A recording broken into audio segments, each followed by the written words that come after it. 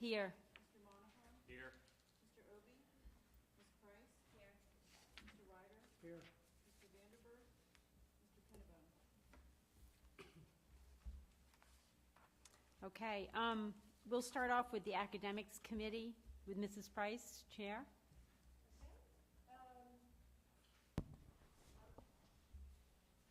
I guess we'll first by introducing Mr. Steckel, and he has some information for us. Thank you very much. What I wanted to do this evening is just share with you some FYIs or some information that you see in your board briefing, but I wanted to highlight a few items for you. In talking to Mr. Reinhardt with reference to these, I think it's important that people get to hear some of the things that we are doing. No action will be needed on any of the items discussed this evening, but I did want to share a few updates with you. I think you're aware that we have a Keystone Opportunity Grant that was written for a couple years ago. We realized anywhere in the neighborhood of $400,000 to $500,000 from that grant. We are in year 2 and soon to be applying for year number 3. And through the Keystone Opportunity Grant, we're working with our preschool partners, local daycares, as well as kindergarten, first grade teachers, and students. I wanted to share 2 important things with you about that particular grant. We're developing partnerships, and the partnerships are with preschools and daycares, and our goal is to really look at the transition from preschool students to our kindergartens, and the reason why I think that is important, and I'll be sharing that throughout this brief discussion or brief share with you. We're measuring how well we are doing with the children coming into kindergarten, and we're using fall benchmark assessments to be able to do that. To date, we've held 2 evening meetings, and that's attended by preschool partners as well as our kindergarten teachers. And the exciting part about this is we have our kindergarten teachers working with preschool teachers to share with the group, and we've had like 50 plus people attend, to share teaching strategies with both groups, with preschool teachers as well as kindergarten teachers. This opportunity has been fantastic. Also today, as an example of our partnership, today I visited CIT, and at CIT we have, if you're familiar with it, we have a Tech Tykes program, and at CIT it's preschool children ages 2 to 5, and our high school students use this as a classroom experience so that they learn skills of working with young children, again, ages 2 through 5. My goal today, 1, I was invited to go to see the program, and number 2, to read to the students. And have you ever read to students that are ages 2 through 5? Okay. At it, if you have not, try it. It was, I enjoyed it. Had a great time. And my goal today was not only to entertain youngsters and share a story, but it's also to model the expectations for the high school students so they get to see someone with the experience using pedagogical techniques to teach how to read a story to a 2-year-old or a 5-year-old. So that was a great experience today. Through the partnership that we've established with our preschool partners, I had the opportunity to do that. Another story that I wanted to share with you is that through these relationships with our preschool partners and with our kindergarten teachers and preschool partners, we've been able to do some amazing things, like we've developed a continuum basically it's a continuum of skills, birth to kindergarten. These will be shared with all of our preschool partners.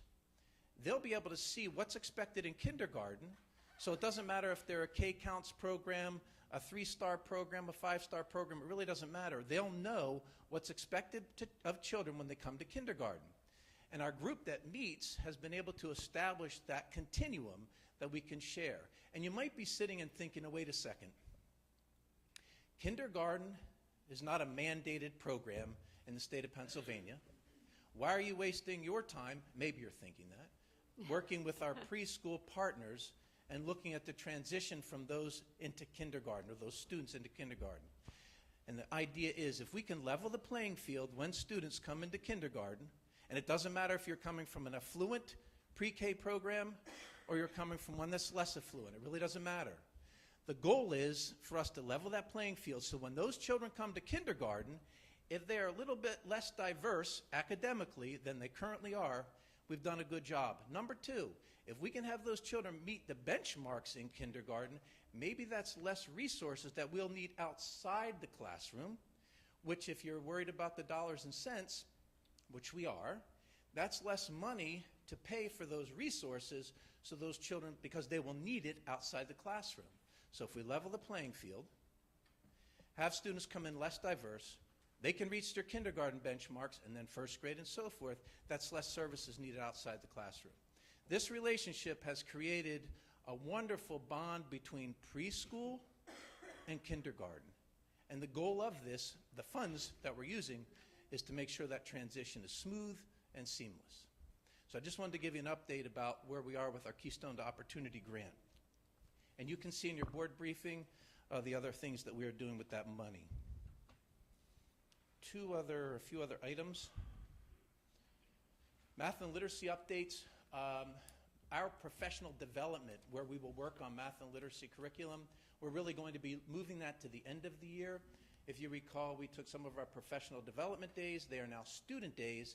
So we took the last 4 days, somewhere in that neighborhood, and we'll be using those for professional development. So at that time, we'll go back to our math and literacy curriculum and make sure that our curriculum is in line with the PA core. Title I, II, and III, Ms. DeVitro and I meet often with Heather Yarnell, who takes care of those programs, and we're constantly looking to be fiscally responsible and using the funds in the appropriate way. And the last one, if you go back to some of your earlier agenda items or some of the minutes, you will note that there was to be a conversation or a talk about class size. I've been looking at class size since September and watching it grow in certain schools and it's with certain clientele. And I said that I would present a report looking at the data. The data is available. It's being able to compare apples to apples. I don't want to share a report with you that compares apples and oranges. If I share a report like that, I can make it say anything I want it to say, and you'd listen to it and nod your head. I want to be able to share with you apples to apples. I'm trying to take, in this data, I'm looking at children that are in a high class size currently, and I'm tracing their roots, origin, so to speak, back to when were they in a class where there was better class size. So let's say right now they're in a class of 29. So what did it look like when they were in the grade prior? Well, let's say it was a class of 28. Well, that's not really different. Let's go to the year before that. They're in a class of 22. So what I'm doing is I'm taking a look at their Dibble scores, which I need to compare like a Dibble scores and not compare nonsense word fluency to something else that you can't compare. So I'm looking at something called a composite score. And I'm going to trace it back till I can find small class size, transfer that data to current data, and then look at that and give you the report.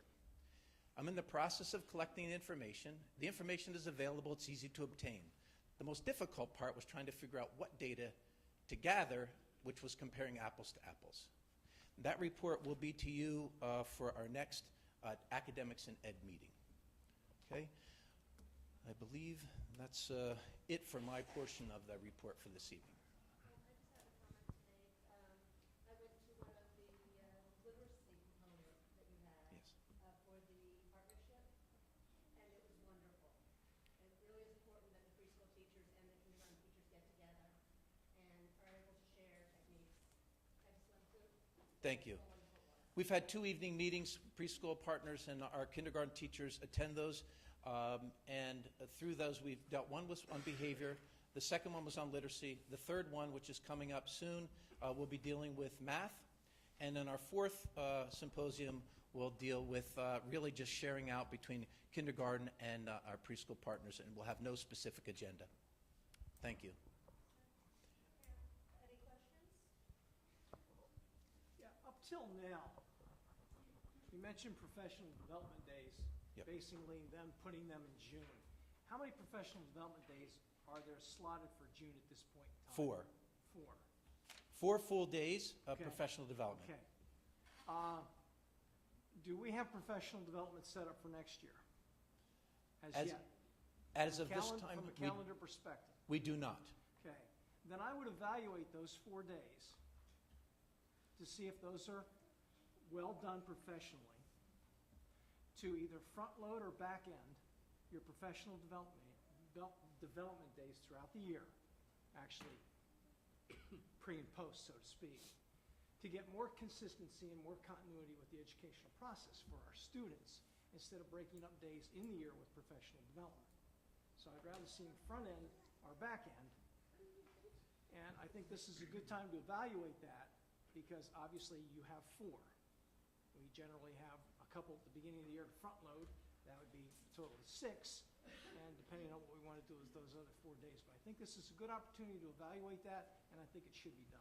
The weather created I the understand, current front but and right end now, load. it might be a perfect situation to look at and say, hey, we need consistency, we need continuity. This is one of those years where we totally broke everything to bits from an educational standpoint, the continuity with kids, with instruction. Don't have it. So to look at that next year from a calendar perspective, to see if, again, these 4 days at the end are professional. We obviously get good development, good growth, and then we can move forward. But One of the things that we have done this year in comparison to past years, we do our own professional development. So we're pretty flexible. If I have to teach something in June or if I have to teach it in March, it doesn't really matter. So that's the nice part about whether you're looking at the crew that does a lot of the professional development, so we're either going to work on the day in March or June. Understood. Sure. Understood. But again, if we work in I got March, you. we lose that consistency with students. Understand. Okay.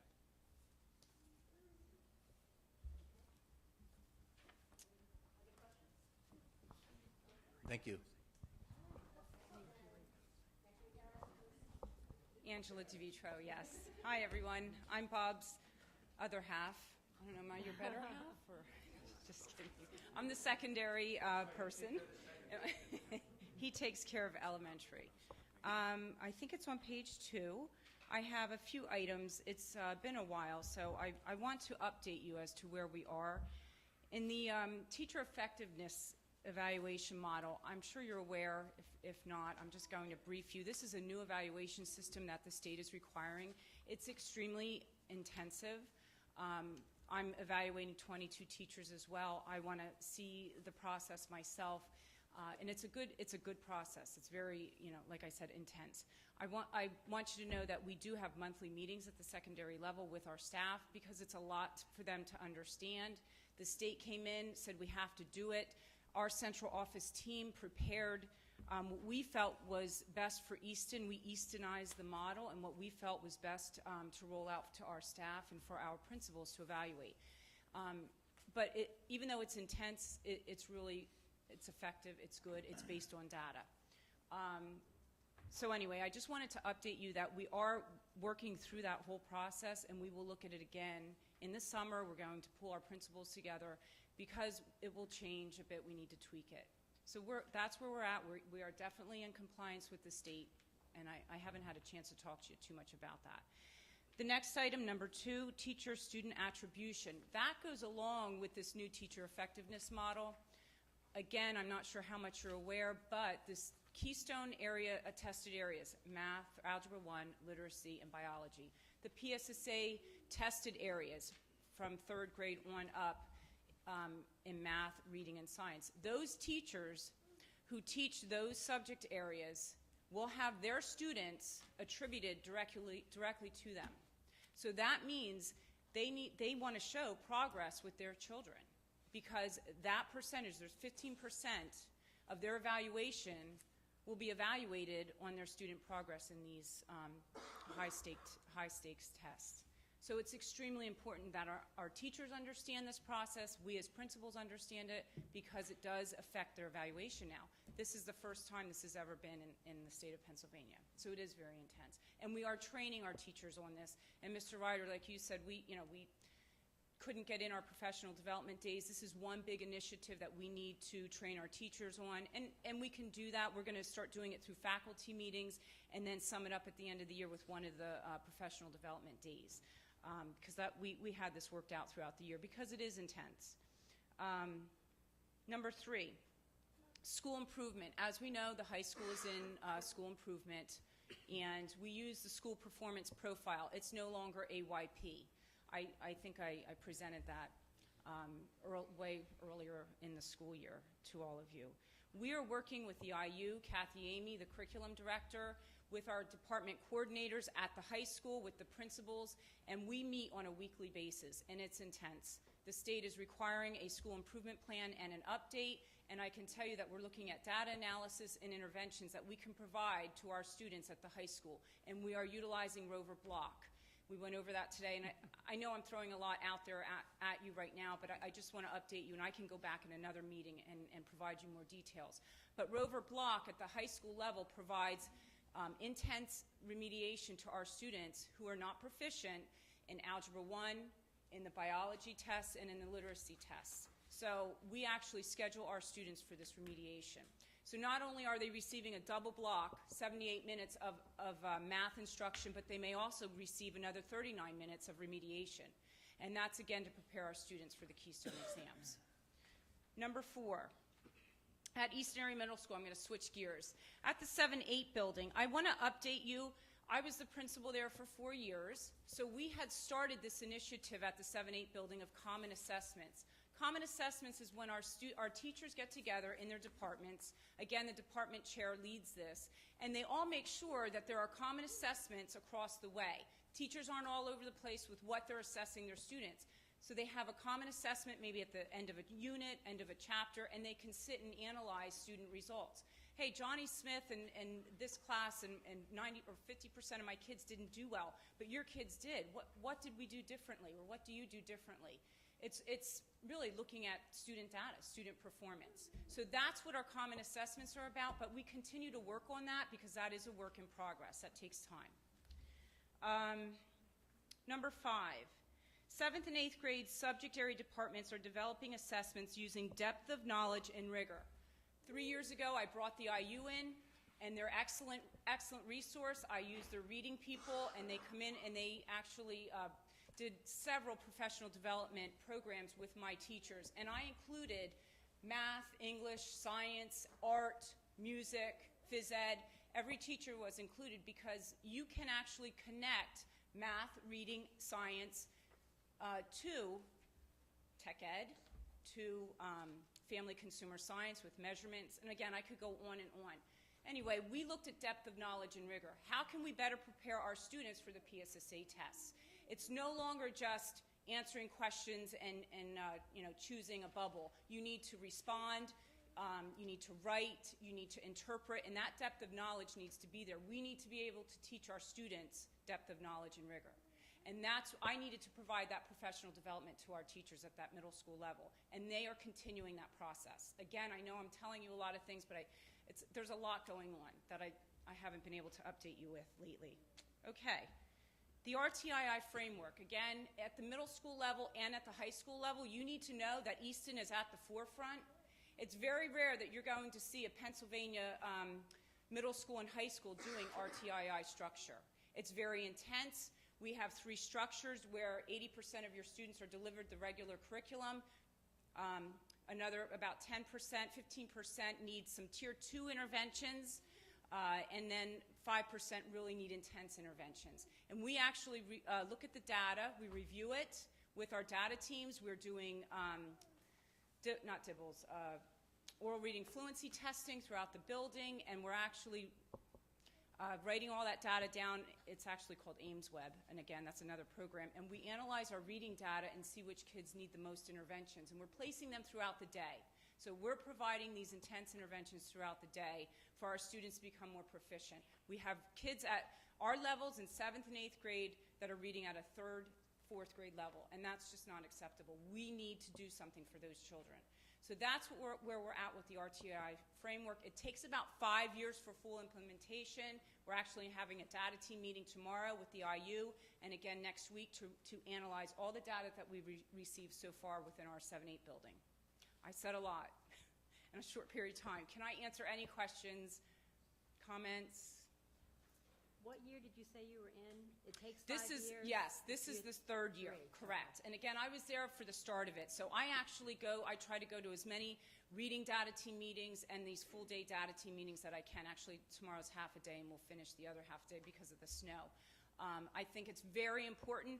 Reading, obviously, is the area that we're not sufficient in. And you can't do everything at once. I would love to bring in math. That'll be later on. But we need to be really proficient in what we're doing for our children. And we're bringing in programs such as rewards. Oh my gosh, rewards. I'm sorry, STAR program. I think it's STARry for reading. There's several different programs that are just for those lower readers. Fluency, students who are low in fluency, because your kids aren't going to do well in science and social studies if they can't read. We're teaching these kids in those other courses on level reading, and if they're below level, we need to help them because they're going to be frustrated, and they're not going to do well on these tests because they're tested at grade level. So that's where we're at with the RTII process at the middle school. Yes, ma'am. So did you say the RTII has been in place for only 3 years? It's been, well, not fully in place, but it started 3 years ago, yes, and we've In every grade level? 7th and 8th grade. It just started with 7th grade this year, though. 8th grade, we have a Tier 2 intervention with 8th grade reading. So in the grades below that, you have the program? In 7th grade, I'm sorry. We've had that for multiple years, different teachers to support children. Oh, yes, in elementary, it's been there for quite a long time. So, I know you really work hard, but how come there are kids that are still so far behind? That's a good question. Why are their children so far behind? We, outside of the school, we can't control what goes on. We get them, and when we get them, we test them, and we do what we can to bring them up to grade level. Some children may have learning deficiencies. Is there a big percentage of kids coming in at older grade levels? No, that haven't been through our system. There's a percentage, absolutely. We have a transient population that we have not, and also a population that has not been with us K to 12. And you see a difference in those students, and I think Tracy Piazza, she's not here tonight, she did a study on that. And that's glaring information, glaring data. Good question. And what about language issues? Yep, that's another issue, absolutely. We have our English language learners that they're coming into our school system and they're not proficient in the English, but yet they're expected after I think it's a year in the system to take these tests. And we do provide interventions for those students. Absolutely. Very good question. Thank you. Appreciate that. Anything else? I know I said a lot, and I will continue to update you again at the next committee meeting. No? Thank you. Did you have a question? No? Okay. I actually had a question. Sure. You saw that. More for Mr. Steckel. Think back to the, just write down a few things here. The apples to apples report about class size and tracking kids that had come from similar class sizes. I guess my question is, once you gather that data, what's the purpose in gathering that data? I'll start with that question. It's a matter of just sharing the data, looking at the report. Right now, I don't know what it will look like because I'm just in the process of gathering it. If you're asking what happens once you've looked at it and then see what it says, I don't have the answer to that, other than I can tell you in some schools, I'll go back to it and say, okay, we need to look at the resources we currently have in the school, and we need to figure out what can we do with that cluster of students that we have seen take a decline on specific assessments, and how can we support them with a class size of what it is. We're going to take that information, and hopefully that will inform us as to what we're going to do should we be faced with, the circumstances of higher numbers next year. And what I mean by that is we may find that there are certain locations throughout the district where it's really essential that we lower class sizes or keeps class sizes to a minimum because of the number of ELL students who are there, the number of the transit nature of the population, and perhaps the level of the class itself, of the grade, I should say. So we're going to try to use that information to better deploy our staff for September, should we be faced with some very tough choices. Yeah, I'm glad to hear that, because class sizes here at Paxinosa continue to grow. Yes. And speaking to your thoughts about, but then we get in a catch-22, and we get to middle school and high school, and we're trying to teach kids third grade information at a 7th or 8th grade level, which I know we all know can, it's frustrating at times, a lot, so, yes, sir. I was going to ask the same question. Sorry, I didn't ask Mr. Steckel, but I would just now second that. Class size is very important, and it sounds like you're taking an initiative to analyze the data, which is great. And I think I asked this question last time. What is the optimal class size? If there's a way to determine that, and then, but we talk about class size being a big variable Yes. and data point. Yes. But so we need to understand what is optimal, and then within budget constraints, adjust accordingly. But if you can, just put a little bit more effort into not only just, collecting the data, but coming out with a more formal recommendation, making it available to the parents. And I think this will help then address some of the budget situations. If we're off by, 1 or 2 head count, we probably can live with it. If we're off by 5, maybe need to make some harder decisions and, address some of the financial issues a little bit more, diligently, I guess, or Sure. constructively. So, I would just say if you can just. I'm not sure there's an optimum because there's so many variables in there. I know that we had a policy where the board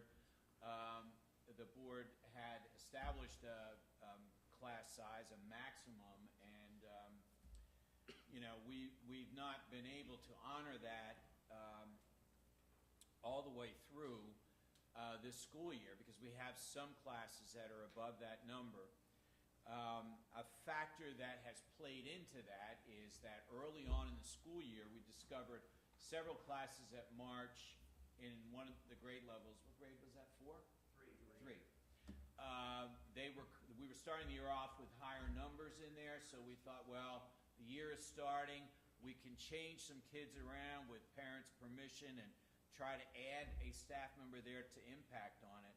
But quite frankly, I would say to you now, I'm not sure that adding a staff member at any grade level at this point in the school year to do what we did at March for that grade level, I don't know that that's really an appropriate thing to do, to pull kids out of the classroom that they're enjoying and they're used to with a teacher they love and then place them with a whole new teacher. I think that, so there are so many issues there. I can only assure you that this is a public forum and people will know exactly what these class sizes are and what we project them to be well in advance of next school year. So, Mr. Reinhardt, if yes, I may, and I sure. apologize because it can't be on camera, I guess I'm sitting there, but not that I want to. Hate to be looking at pools and stuff. One of the things that we are doing, and when we do recognize that, which the data will share, will hopefully speak to us and say, certain clientele, certain places, we can't have that high class size. But I can tell you, working with the people at Paxinosa, we're dealing with the class size issue in grade 1. And knowing that we're really not going to break up those students and add another first grade classroom, so what we are doing is we're looking at the current staff that is here. And David, this group is a marvelous group of teachers from everywhere. We're actually have made minor changes to some of the interventionist schedules so that they can go into classrooms to help at certain times of the day decrease the class size, in essence, 2 adults to 30 kids, 30 students, 29 students, to meet their needs. So we're trying to do it, in essence, be fiscally responsible, at the same time make sure that we're not shortchanging children. The data shared with us showed us we needed to move in this direction. We're really redeploying staff that's currently here to address that high class size.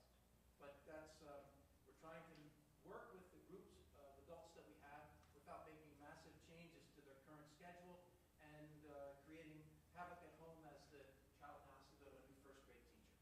So that's what we're doing. We're just redeploying staff, working with what we have to make it work best for kids.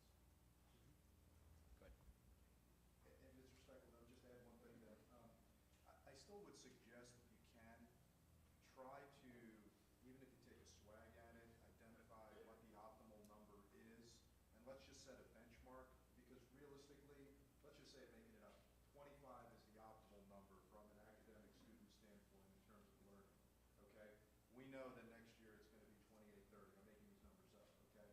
But what the 5-year plan going forward should figure out and address is, how do we work our way back down from 28 to 30, back down to 25?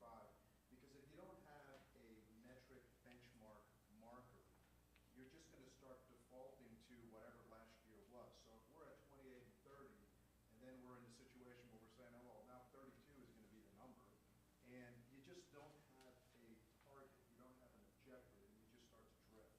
So my suggestion would be just make the study as best you can, a little bit more robust and comprehensive, and have a recommendation, and understanding that, you know, the budgets are going to be the budgets, and you have to work within them, but then let's look out long term. How do we get back to the optimal, you know, benchmark? Because I think you're going to do a lot of great work, and you're going to come up with some, I'm sure, good recommendations. But let's try to formalize that and have some kind of, you know, line in the sand that says this is the target, and long term, let's figure out. We know short term there's going to be some bumps in the road, but long term, how do we get to the optimal number? Thanks, Mr. Steckel. Now, I'm lost as to whether you're confusing causation with correlation, in that there seems to be a word coming through that we're going to reallocate resources to where there's more need. But that may be the exact opposite, where we should be allocating more resources to high-performing classes and strip out the resources from low-performing classes, simply because the impact will not matter that much. And I hesitate to think that students who are doing well might be rewarded by having fewer resources, and students who are doing poorly, we make the assumption that more resources is a cure. It may not be. If I may respond to that in this way, Mr. Anderson, would be this. This current resources, if I may, Mr. Reinhardt? Go ahead. The current resources that are currently in this school based on Title I, we're not shortchanging anyone. We're just looking at the Title I resources and making them speak more and moving them into classrooms where we can address more students than having them pooled out at various times of the day when the schedule permits. Not shortchanging anyone on the other end of the academic spectrum per se, but reallocating the resources that are currently being used and using them in a more fiscally responsible way. But the Without shortchanging, if a remedial math class has got 8 and an AP math class has got 38, I think you know where I'm headed. I know where you're headed, but you won't find that it doesn't matter. That's not a homogeneously grouped class at the elementary level. The heterogeneously grouped, the numbers fall where they are based on there's 100 at a grade level. So we're not making it, whether it's 4 teachers, 5 teachers, or 3. It's not shortchanging someone on either end of the academic spectrum. I hear what you're saying. That's not the idea. That is not where I'm going with the resources currently being used. I hear your message. Back over here. And now, Mr. Reinhardt.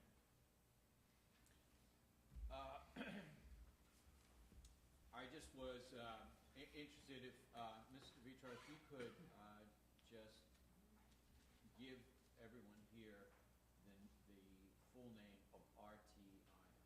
Response to intervention. Okay. So, yeah, sometimes we use those things, and you may not know what that, but it's okay. Yeah, I'm sorry. That's all right. We have so many acronyms. Yes. And we're so used to them, like it's like alphabet soup, and then we know what they are. Yes, response to instruction and intervention. Yeah. It used to just be RTI, Yeah. now it's RTII. Right. Do I have any other acronyms? Yeah, I think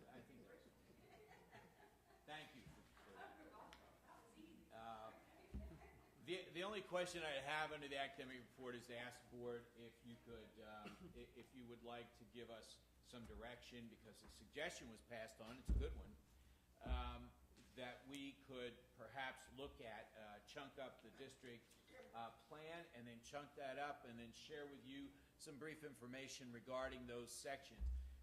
Would there be any advice or direction that you would like to give us on that? If not, we'll just, beginning next month, we'll have a couple of sections of this and review it with you and try to do, one or two a month briefly.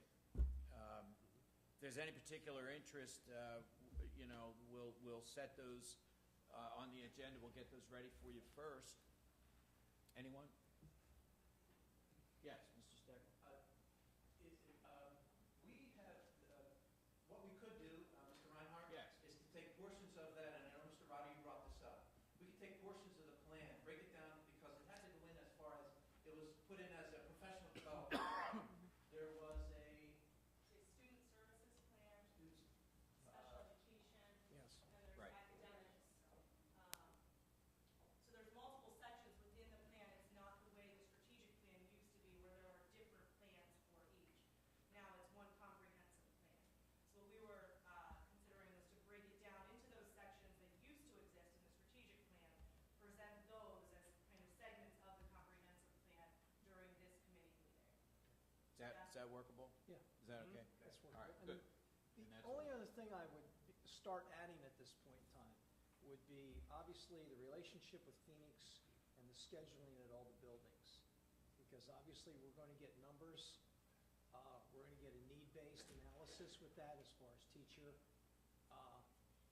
So it'd be nice to have that update as well. I think these things are very important. I think we need to know about the school improvement plans, a variety of interventions and things that are going, and I really appreciate your efforts tonight because I think it's excellent.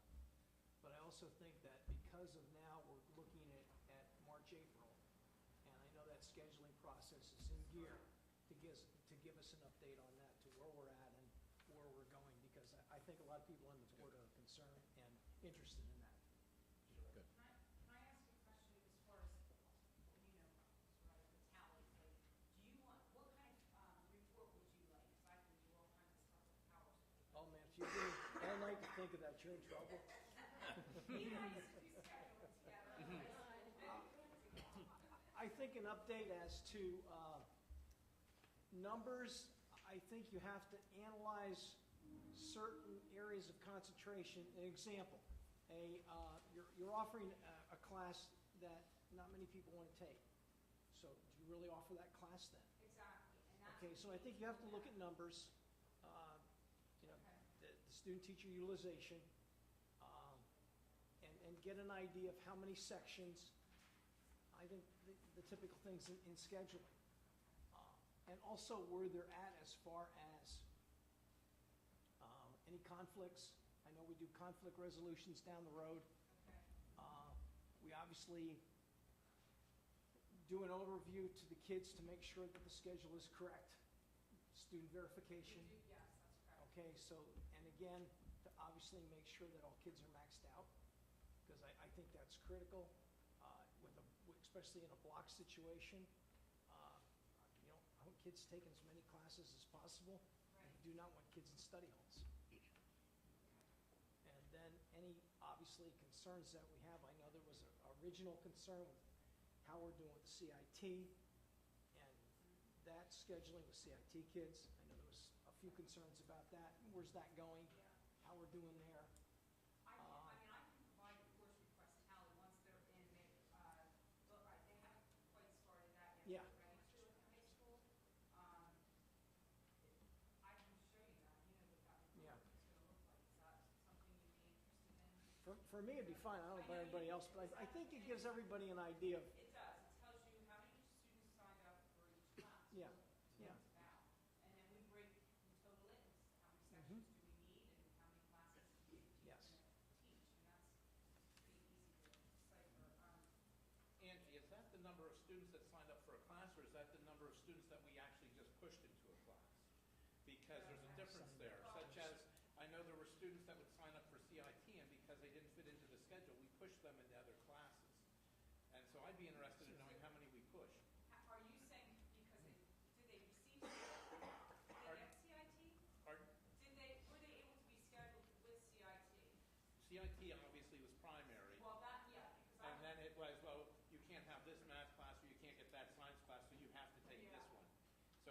kids did we push into other classes that were with CIT, but how many kids did we push into other classes that were part of the normal schedule? So how many students did receive their course that they originally selected? Correct. Yeah. Okay. Now, you know, this is Well, one. it's not only that, but it wasn't even offered that they could have asked for it. In other words, they have morning CIT, and one of the math classes is only offered in the morning, so therefore they couldn't even get that class. And that would have been the There weren't preference. enough math classes, and there wasn't one in the afternoon. Correct. And that's setting up the schedule, as you know, there are Yes. Right. parameters, and Yes. there will always be certain conflicts with this type of Correct. student body and all the courses. But yeah, that's something I know Mike and I talked about, and he's tweaking it every year. And we talked about making it even better this year. Again, this is year 2, so yeah, he definitely is looking at that, because he knows that that was an issue. Absolutely. So I can get that information. That'll come up a little bit later though, because we're just starting to do, input the student, course requests.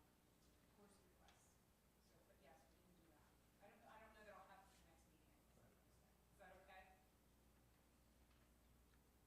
It would be nice if you can try, because I think at this point, if that's the thing where we have to look at some changes and make changes, then we ought to be aware of Yeah, I it. can show you the course request tally, but I don't know that the students are gonna be tumbled into the courses yet. No, To they show won't. which students didn't, They do you know what I mean, Mr. Ryder? Like, to Yeah, show they which wouldn't be. students At didn't this get point in time, there would not be, the computer wouldn't be analyzing Correct, the classes and where kids are gonna, right.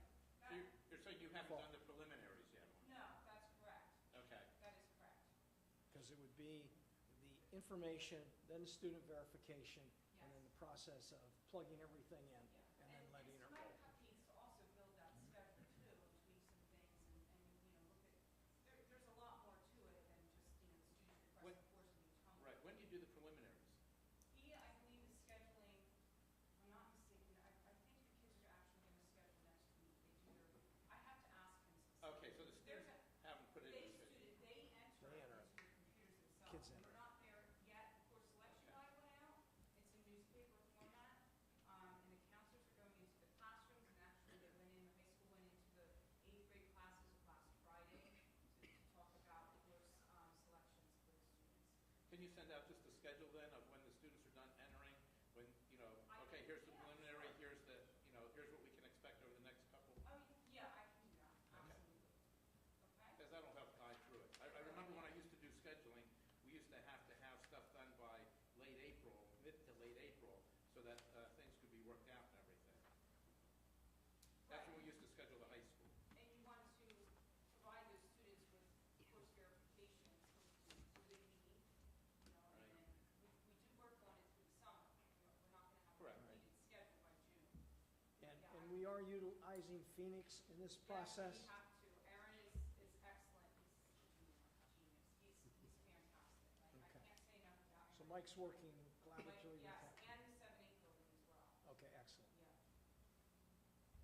I'm sorry, you know what? I forgot what he asked me to do. Wait a minute. Mr. Fango, what did you just ask me? Timeline To would get be the good. timeline? Yes. Timeline. Thank you.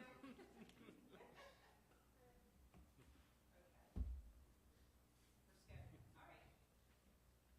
Thank you. Thank you. Anything else from the board? Any other questions for the board? Thank you. I noticed that I didn't do things the way that they're normally done. Should I have the people sign up now, or? For their questions? That questions, yeah. Because, Yeah. what? Yeah, I mean, Yeah. if you want to, I mean, for, Okay, well, I guess you really should sign. I'm sorry. So the 4 of you that spoke, would you mind, or 5 of you that spoke, asking questions, would you mind signing the book? Thank you, I apologize. I went out of order.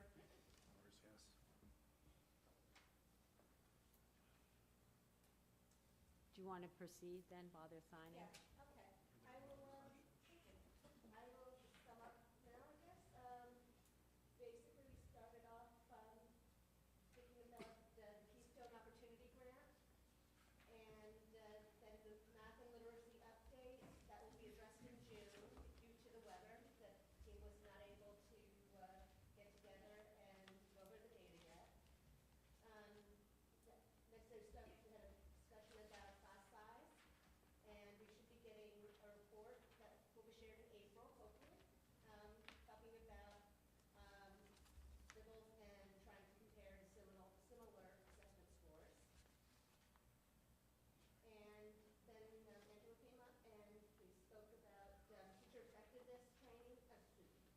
teacher effective evaluation model and student attribution.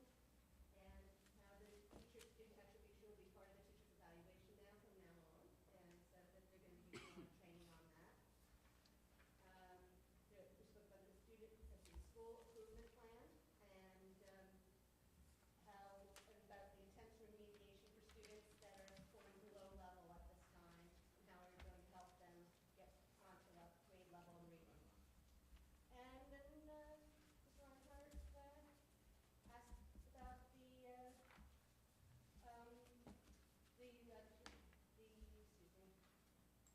Comprehensive. comprehensive plan for school development. And that was basically, yeah, and what was presented today was for informational purposes only, and that there's nothing discussed right now that the board needs to approve. So, Okay, all right. We're going to move forward and skip over policy for now and move to finance and then go back to policy at the end, if that's okay. Is that okay with you, Bob? Yes, are we ready though, Mike? Yes. Okay. You have an introduction here We for do. Karen? This evening we have Kyra Volkov from the Palmer & Company, our auditing firm, to present the audit to the board. We will be looking to accept the auditor's report at the meeting in March, then after Kyra's presentation. She's here to go over a couple things.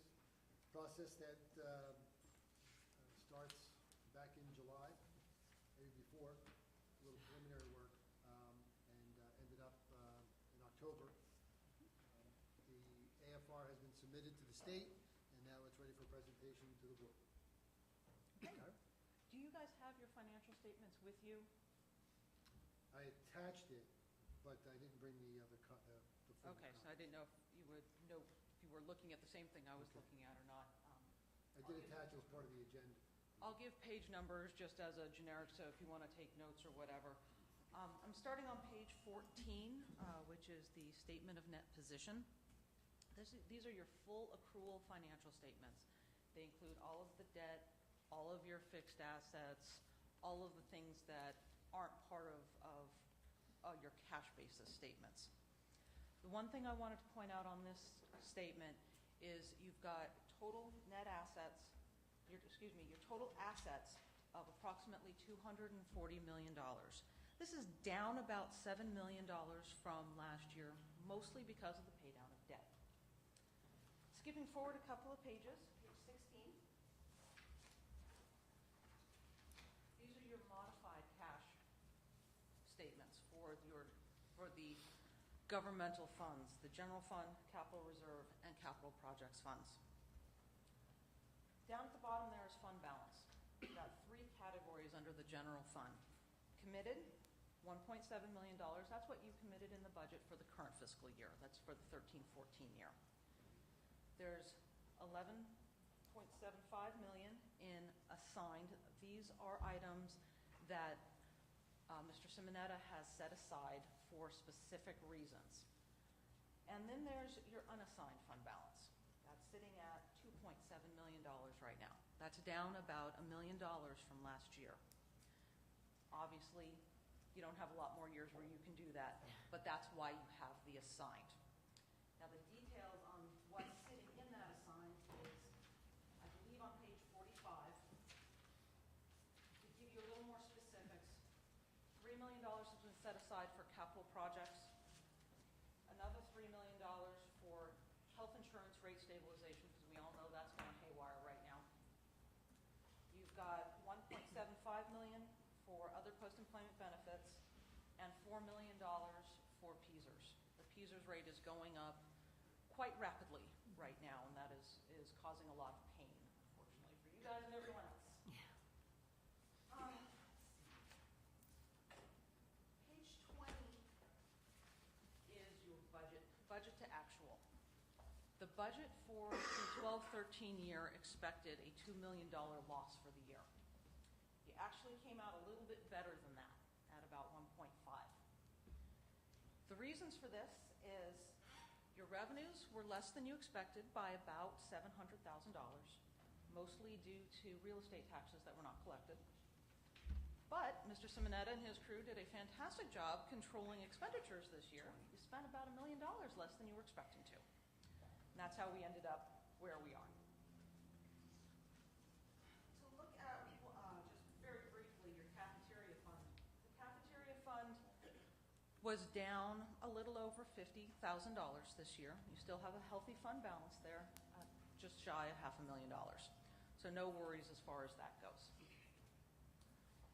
Going back into the notes, I wanted to talk on page 38. This is a summary of your total long-term debt.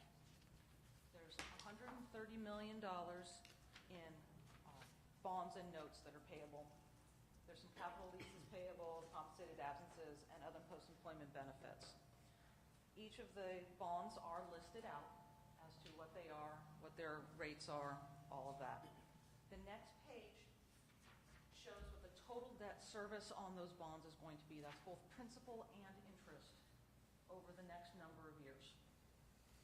Your total debt service is actually fairly consistent for the next 10 years or so, in the vicinity of $14.5 million a year. Now, Mr. Simonetta has been working on this, refinancing everything he can. He's actually, this past year, managed to save about $1.8 million over the life of some bonds by doing some refinancing. I know he continues to work on that type of thing to bring these numbers down. The last thing I wanted to point out is on the last page, on page 46, you've got some notes back here. A couple things to point out. Note 18 talks about the departure of the Regelsville students for their departure and some monetary agreements thereof. The first payment that was expected from Regelsville was received, and so things are proceeding well as far as that goes. We've got a change in accounting principle this year. We always love these. There's a little thing called GASB 65, which changed how we account for a couple of things. So if you look at last year's ending fund balance and this year's beginning fund balance, they're going to be different.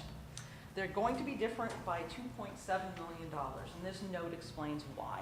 We had to change how the debt issuance costs were handled. It used to be we would expense them over the life of the bond. Now we just have to expense them right away, and so we had to do that catch up. The last thing I want to talk about is some upcoming GASBs, some changes. Starting with the 14-15 school year, we have some changes to how pensions are handled. The unfunded actuarial liability for the district will be on the face of the financial statements. This is going to be a very, very big change. Every school district, every city, every town in the country is about to be affected by this. Now this next year, at June 30, 14, the pension plans have to make a whole bunch of changes. The year after that, that will be reflected in your financial statements. Now, mostly it has to do with the actuaries will be very, very busy for a while. They've got a whole bunch of more calculations to do. But I did want to give you a heads up that this is coming down the pike. How much it's going to be, we don't know yet. I'm hoping in a year when I'm here, I can give you a better idea. But right now, we just don't know. Why was it changed? Well, because pensions in this country are in crisis. And the users of these financial statements, primarily banks, want to know how much you really do owe. And right now, it's not written down anywhere. So for you guys, that's PEASers. PEASers will be providing a report that says your unfunded actuarial liability is X. And the vast majority of local governments in this country are suddenly going to be in the red. Nothing will really have changed for you. It's going to look very, very different on your financial statements. So I wanted to give you a heads up that this is coming. How bad? I don't know yet. What this is going to do to bond ratings? We don't know yet. That's the big question. The bond rating companies are the reason why this is happening, and they haven't told us what they're going to do. The reality is nothing has changed in your financials. But in a couple of years, you will see a very big difference. Does anyone have any questions for me? Just to finish up that, our reality on the bond refinancing is, if you recall, at the last time, we're going to be coming to you this spring for a big chunk of the last refinancing. knowing this is going to happen, every refinancing, the rating has been not killing us, but the rating has gone down because of the fund balance, because of use of funds and stuff like that. This almost puts the nail in it. So jumping ahead of this, as you all did and approved, was spot on. And some of those numbers, when you seen that bond payments, a couple years ago, some of those numbers were over 15 million, and none of them are all under 15 million now, and then decreasing. 2026 will be in pretty good shape. It'll be good. So that's key with that bond rating and what they're doing, to a lot of districts. So. Mike, I'd like to get the hard copy, and then maybe next month at the committee meeting have more questions that we can have Kira back for. Sure. Okay. Absolutely. And actually, I have all copies that Kyra provided in the office, and I'll send them out. To Get them out at the board meeting later. Yeah, this sure. month. Okay.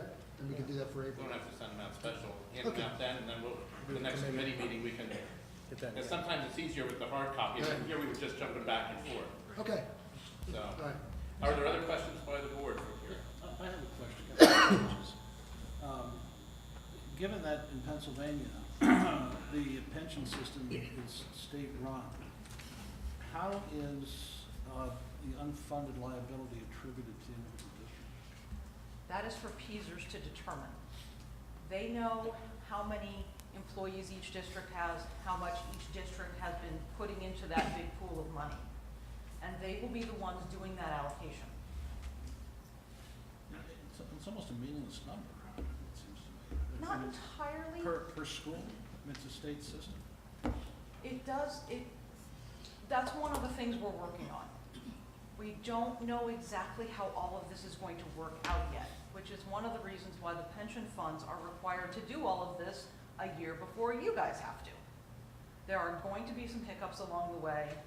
I'm not sure how PEASers is going to be doing that allocation. We're hoping to get some information on that, but we just don't know yet. But we are talking about the unfunded liability of the system, and then somehow that being apportioned among the parish members. And that's going to be done on an actuarial basis with the life expectancy tables, the number of employees, their ages, so on and so forth. But I don't have all of that information yet. It's a good question. Yeah, I mean, since individual districts don't have individual liability for paying those pensioners, it doesn't make a whole lot of sense to me. It's going to be interesting. We'll see what happens. Just the way to show how much is unfunded. You put it out there on the front page. Really, it's as simple as that. Other questions Yeah, for isn't it? Kira? No, thank you. And just let me know, and I'll see you next month, I guess. Yes, thank you. Thanks, Thank you Kevin. very much. I would ask if there are It's the first time I heard. some questions, if you could send them to us, so we're not here that night. If you could send the questions ahead of time, that'd be great. We can have everything all set up. Mike, you're up with the computer lease. Yes. Tonight I have Ian McIntyre and Sue Stem is going to present to you a proposal and a presentation for renewing or refreshing of the elementary school lease program. If you recall last year, and for the new board members, we have been on a 3-year cycle of renewing leases, elementary, middle, and high school. Last year, we did the presentation. It was great numbers. The board did authorize to move forward. And then we determined that maybe we can wait 1 year and reduce that lease purchase number in the budget. And we did. We now are going to begin the cycle of a 4-year refresh. And I think one of the schools, and Ann will give more detail, one of the schools in this lease, I think it's Shawnee, who missed the first elementary lease, is on a 5-year at this point. But they're going to be included in this one. So as I said, we want to get on a 4-year cycle now. What this will do is, the purpose of doing it last year was reduce that budget line. And not doing it last year, it reduced the budget line to approximately $540,000. We're going to propose the new lease, And with all 3 leases in motion now, we're still gonna keep it at the $540,000. So there will be no increase hit to the budget line. And we also recommend that you don't wanna play too much with technology, and you wanna try to keep up as much as you can, keeping it at the same budget line and getting, 900 new computers, I think is the way to go, and not taking that money out of the budget. And with that, I'll turn it over to Ann and Sue for a presentation. Okay, thanks. I'm Ann McIntyre, and this is Sue Sten. We worked together with Apple to get the lease all straightened out and organized, working with our new budget of $541,000, which is about half of what we were working with in the past.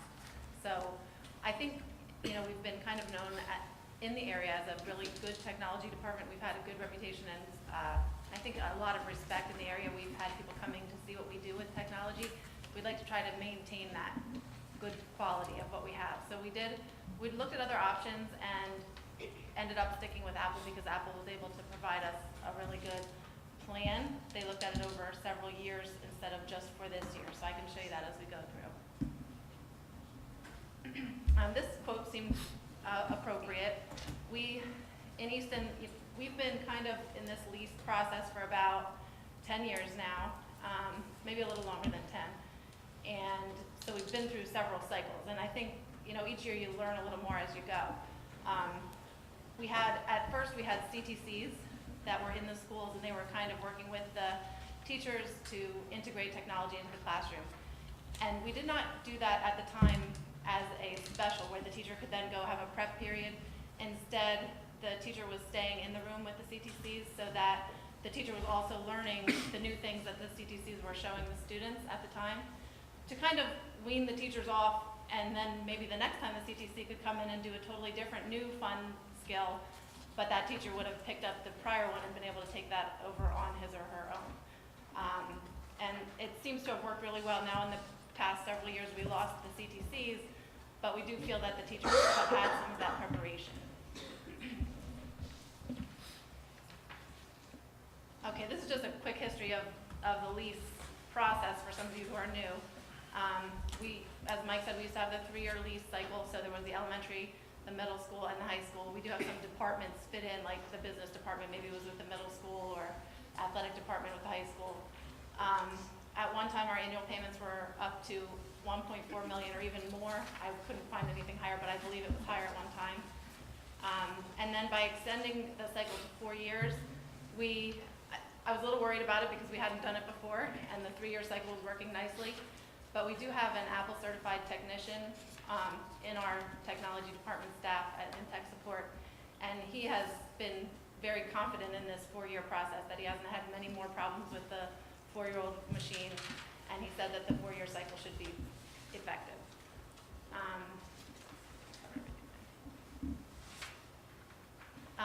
Leasing with computers is a little bit different than leasing a car. When you lease your car, you get it for 3 years, and then you have to turn it back in at the end. We do a lease-to-own program where at the end of the lease, whether it's 3 years or 4 years, we own the equipment.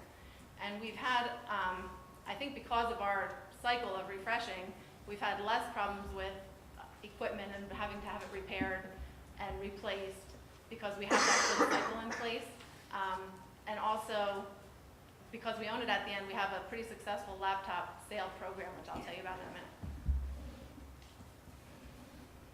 The laptop sale program, we've done it for several years now. I can't tell you how many for sure, but we give the teachers the option to buy back their own computer that they've had for their 3 or 4 years. And it kind of motivates the teachers to take really good care of their laptop, knowing that they can own it at the end, which has been really good for us. There's less spills and dropping and breaking of things.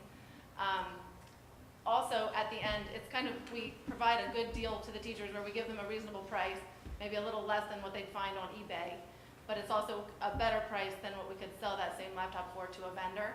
So it kind of works out nicely for us and for the teachers.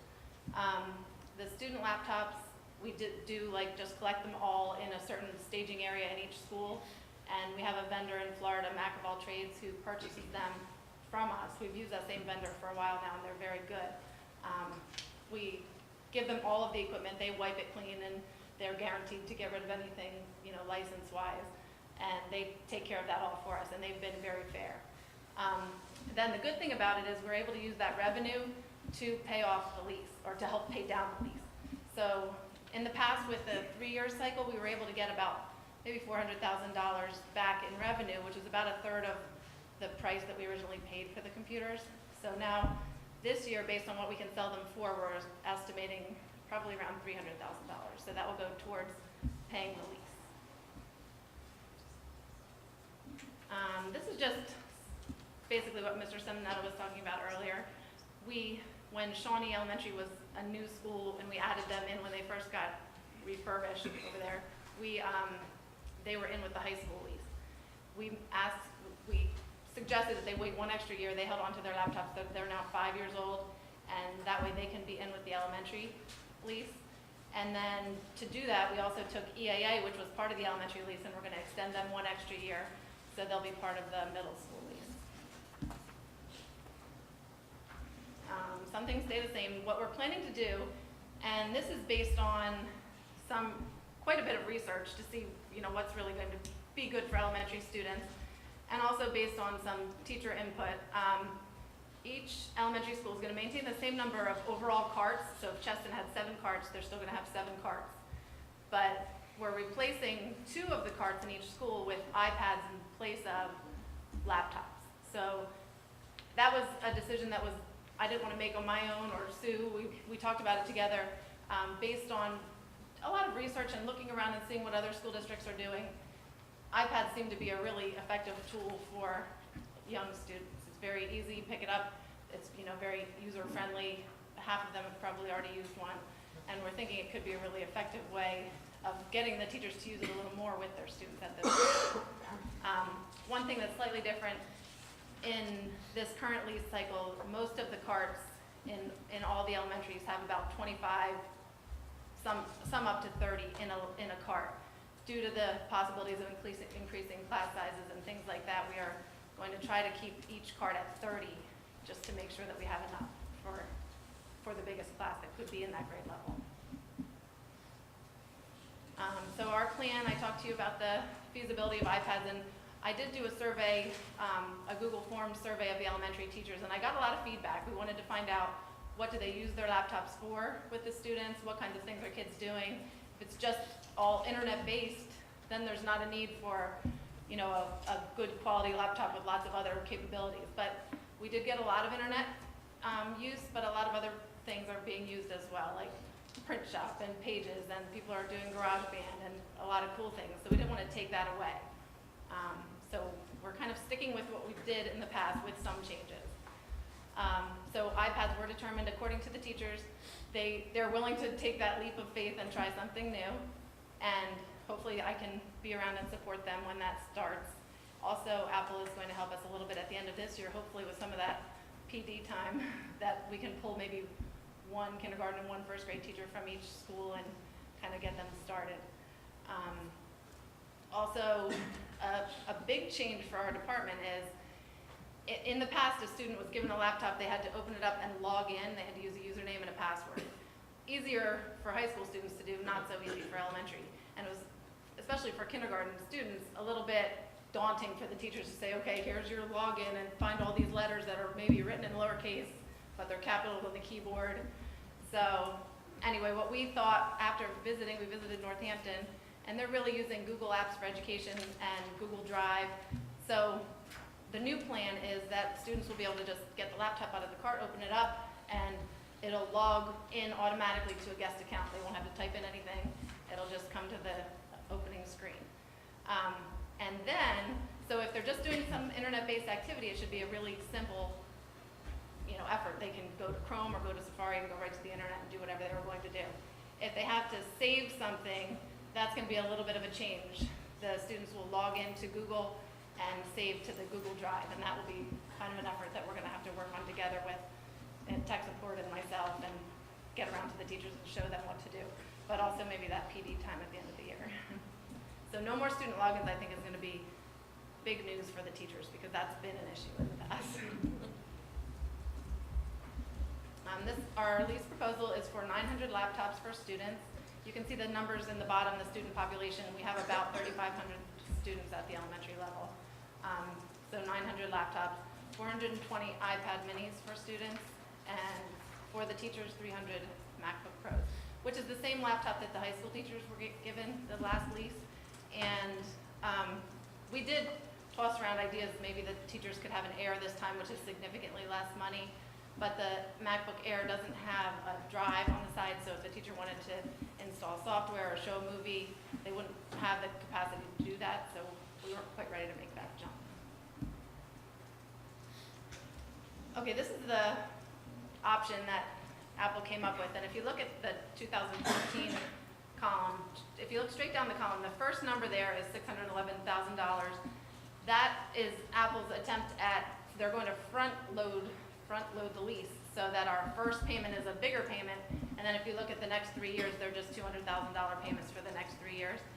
That's their way of kind of showing how we can pay it off now. Some of we're using the $300,000 from our projected revenue to pay down the lease, and then as we add on lease payments in the next several years, our elementary lease payment will just be standard at $200,000. And if you look across, they have it that it works out for $541,000 for that, all the way till 2017. And it's hard with technology to think past that, because who knows what great new, cheaper device is going to come out. So, and this is just considering if we stick with Apple for the next 4 years. We haven't made decisions past this year, but it is sustainable if we do want to do it that way. And just so you know, we're not just getting rid of everything and buying everything new. We are reusing and re-imaging quite a bit of equipment. If the fast forward discussion continues, we're going to hold back 60 of our student laptops so that we can use them again, since that's just an internet-based activity. We're going to be reusing some of our student laptops for the libraries, and then you can see the list. There's some other things we're going to be reusing as well. So this is what we're asking you to approve: a 4-year lease with Apple Computer for the 7 elementary schools at a cost of $1.2 million to be paid in the 4 annual payments, as you can see there. The financing came in at less than 1%, I think it's 0.98, and $300,000 of our laptop sale revenue will go to pay down the lease. We are expecting more than $300,000. I mean, not quite $400,000, but we wanted to underestimate. So we could technically put more towards it, but we also do need to buy cases for the iPad minis and things like that. So we do have a little bit of a cushion. I'm hoping that we do come up with at least the $300,000. Thank you. Questions for Ann? Yeah, question? I'll ask you one.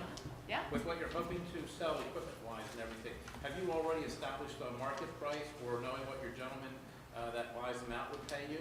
Yeah, the Mac of all trades will pay us $245 per student laptop. And the teacher laptops, $300 for the white one? For the white MacBooks, which are exactly the same as the student laptops that we're selling. And Shawnee, which is 1 year older, but they had an aluminum that's kind of like this, aluminum MacBook, not a Pro, and those would be $250. Okay, and if you do that, so 245 of the student, $245. How many student computers do you have? It's approximately 1,100. Like 1135, I think. But we will be holding some of them back. You And can then eventually usually- get us good numbers. What? You can get us the actual number. Oh, yes, I definitely can. We can provide that. So you can send that out then. And what we do with the teachers, if, obviously not every teacher wants to buy their own laptop, so we sometimes, depending on the number, we will have a leftover laptop sale at the end, where we'll still sell it at that teacher price. But we usually just go through the teachers, like, it wouldn't just be open to the public. If you know a teacher, you can go through that teacher will purchase it through us and have to sign the bill of sale. So Mike, you can get the quantity on all 3 of those categories? Okay. Yep. Other questions for Ian? Hearing none. Mike, excuse me, Mr. Fano, if I may, just add something? With reference to that, is that okay? With reference to Go ahead. Sorry. One of the things we did do is we did take a look at that David Warlick quote and made sure that it is the pen and paper, technology is the pen and paper of the time. And one of the things that McIntyre did is survey staff, which gives us the ability to select the appropriate computer or technology components to meet the needs of students and not just look at money and say, well, let's buy this. So we did look at what we have in our curriculum and select the technology based on what we need. Thank you, Mr. Freeman. Coming back to the, What I'd like to do is, we'll talk to the board. Obviously, we'd like to put this on the agenda for the end of the month. Again, much like the vestibule project, this is a lot of equipment, a lot of rollover, turnover, and we need to place this stuff as soon as possible, the order, so we can get it in and get them all ready to go, so we can do this with the few tech department people that we have over the summer. And also, we like to get the teachers' laptops out to them Yeah. during those last few days of school. Yeah. So we have to get those set up and ready. So, we'll get that information in the next couple of weeks. If you think of any other questions, by all means, send them to me, and we'll get them answered. And if that meets the board's approval, we'll hope to put it on for the agenda for the end of March. at this point, is there anybody in the public that would like to address the board on any of these subjects? Yes. Broadly finance or just those topics? Pardon? Just those topics. This is only for the finance item. Finance question is held to the end. Related to either the audit or related to the PCs. Can I ask one question?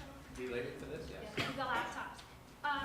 Are families ever offered the return laptops or We haven't done it that way. Honestly, we just have such a small staff right now that it would be hard for us to organize such a, but if you have a connection with a teacher and there's teacher leftover laptops available, you can just work through that teacher. And they could go, just, it's basically what we do is a first come, first serve. We send out an email, we have leftover laptops available, and then we, as the emails come in, we number them 1, 2, 3, 4, 5. If we have 60 left, the first 60 get them. So at Paxanos, I know a lot of families do not have computers or laptops. Is that something It's a really great idea. I honestly don't know how I could fit it in. Like, it would be really a huge undertaking to be able to, because then you'd have to have a big area and lots of laptops available. People, you'd want them to come in and try it out and make sure that's the one they want to buy. And with the way our bill of sales is set up, we usually just do it with a staff member. But maybe in the future we can talk about that. There are also laws governed by, out to the public sale. And opening up for bid and putting prices on it, so. But again, if there's, I will add that if there is an abundance of laptops that do not sell, it's something we can certainly look at.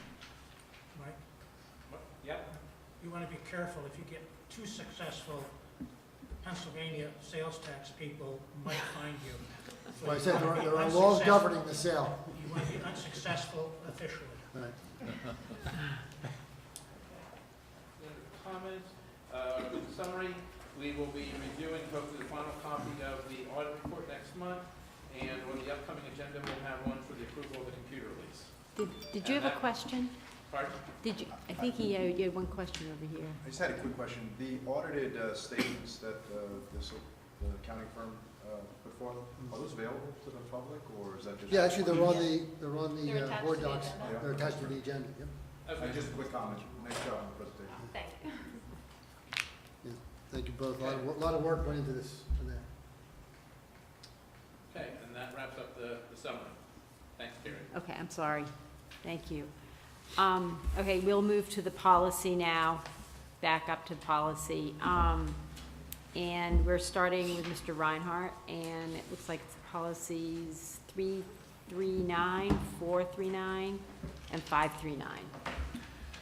Yes, I just wanted to mention to the board that these three policies are related to uncompensated leave. This is an area of concern that Mr. Simonette and I both share related to employees, and I would like for Mr. Castrovinci to have an opportunity to sit down with Mr. Freund to look at our policies as compared to our contracts and see if we can compare language and expectations and requirements, and also look to the future as to what we might want to do in terms of uncompensated leave. The reason for our concern is obvious. Uncompensated leave, while at times it's necessary for employees, the downside for students is the interruption in programming and the disruption that it causes, whether you're talking about bus drivers, instructional aides, principals, or anybody else. So I would like to take a look at this and ask Mr. Castrovinci and Mr. Freund to get together to talk about that and review it. I'd like to comment, Mr. Reinhardt. Go right ahead. This, in fact, is one of the most common questions we get in our office because of the exhaustion of entitlement leave, and it's extremely disruptive, and it's also, given the interplay of the FMLA and ADA and various other legal considerations, it's one of the more frustrating areas to try to deal with and avoid some legal potholes. I'm just looking at this, I can tell that this is a very old and very incomplete policy that is probably by its incompleteness much too generous in its nature. Yeah. So it really needs attention. Good. Can I ask a question? Sure. Looking at policy 339 and 439, Yes. other than the employee groups that are addressed in each policy, the policies are verbatim, word for word the same. Can we simplify that and make it one policy Can I make for a the two groups? comment on that? I think that the reason that you see that is that the Pennsylvania School Boards Association has adopted this system where they separate out policies, particularly in the employment area by classification of employee, and there's a great deal of redundancy. We can certainly do that. What it gets away from a little bit is, some parallelism with the bulk of the other school systems that have that same numbering. We can certainly do it, but that's why it's like that, because they've adopted that system. They get classified employees, which are, basically, support people, professionals, and administrators. I mean, Sometimes it I has a would, meaning, and sometimes it really doesn't. my comment would be just because other districts and, throughout the state have too much paperwork doesn't mean we need to have too much paperwork. From my office, wouldn't discourage it. I just want to point out why I think it's like that. Yeah. I think it's kind of silly in some respects. There are some legitimate distinctions between classifications of employees. Sure. We're dealing with employment law in public schools. The classification of the employee is extremely important in determining rights they have and what kind of obligations they're doing, that kind of thing. But if they're certainly, gonna, if the board wishes to see them consolidated, my office won't stand alone. especially if they're gonna end up being exactly the same for the two groups.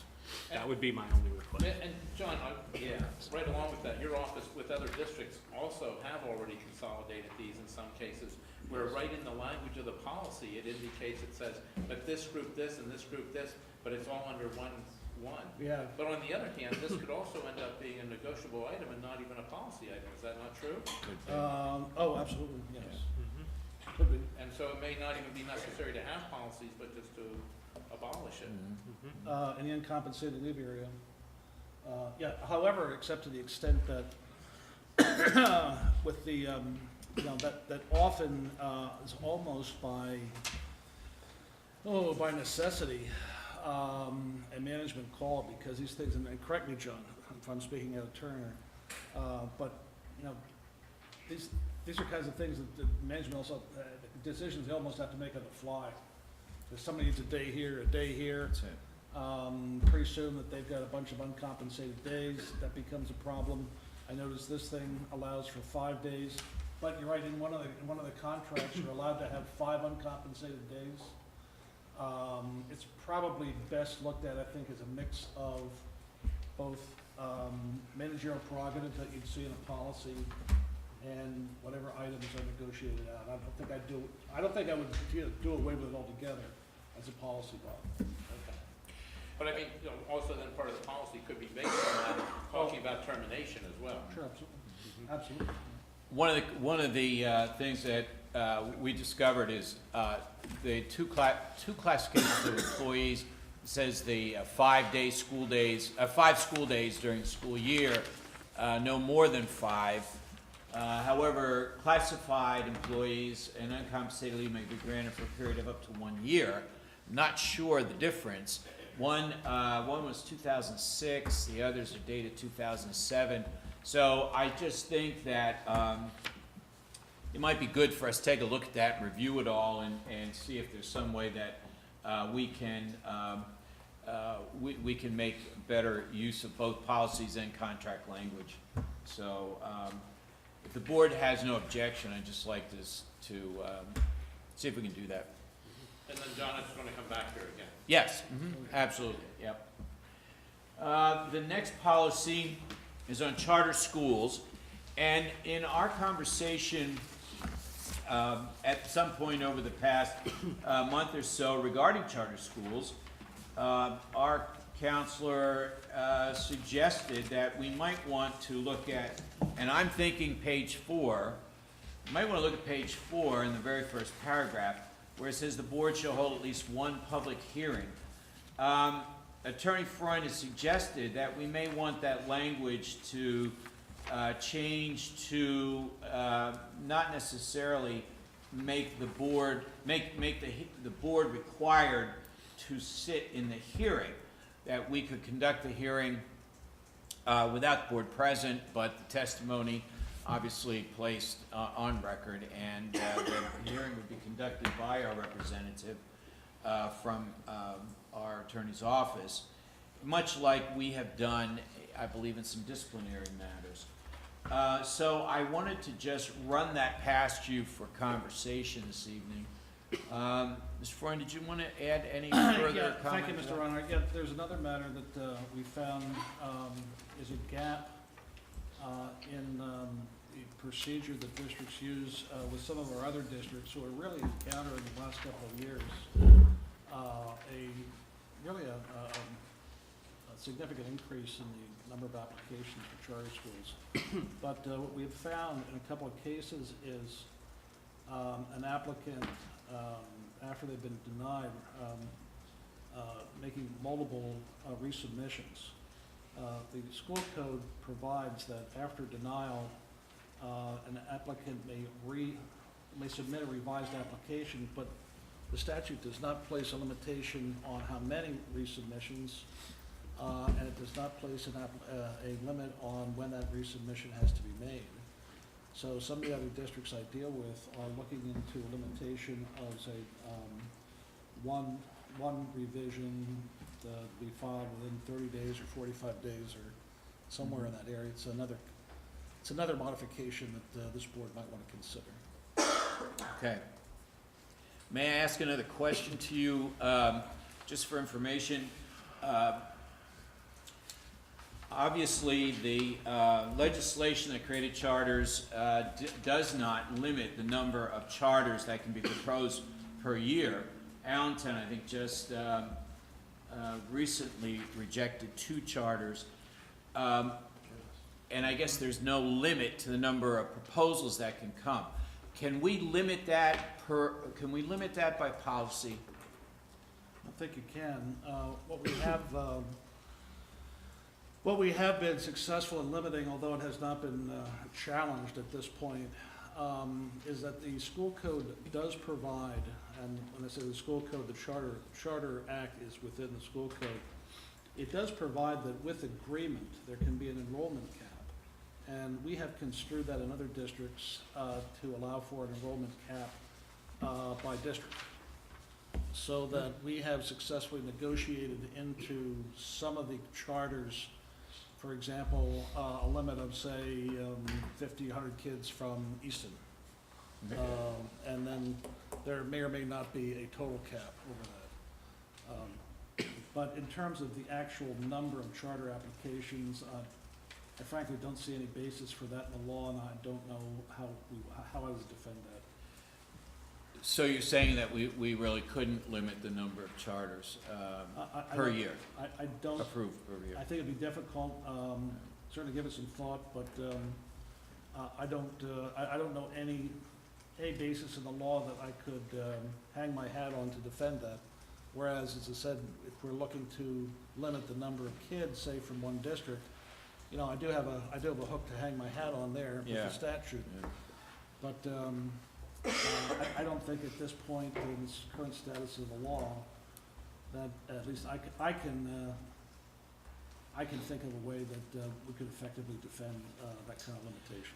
Well, let me just offer two observations, because I think I mentioned to the board that this was really, excuse me, the first time that I've had the experience of going through the charter process, the approval process, and two things are of great concern. Number one, the amount of time that it has taken for our central office team to put together the to read the application, to put together questions of some substance and connection to the proposed curriculum and structure, and also the approval process itself, when you consider the amount of time that it's taken for us to put together the agenda and so forth, added to what I perceive to be the expense. And I believe I'm correct in saying that so far, the fees that we've paid to our attorneys to try to help us through this process and make sure that we're doing the right thing by the charter school, I think those fees are somewhere pushing $5,000. And so what I'm concerned about is, once again, you consider our circumstances here, and I'm wondering if there's no limit on the number of charters we approve per year. That's why I'm asking if there's some way that we can limit it based on those two things, time and the cost, because we can't budget for those costs, if you will. Or I suppose we could, but it's an unexpected cost on both time and budget, and that's the reason why I raised this policy for possible review. The other thing is that, interestingly enough, it does not address cyber charters. And I would ask Mr. Freund again, could you advise us as to whether a policy in this day and age, 2014, should be revised to include cyber charter application, or cyber charter schools, and the possible creation of a cyber charter on the part of the school district? Well, I certainly think it's, the latter is apt ground for policymaking. Of course, cyber charters are not granted by the state.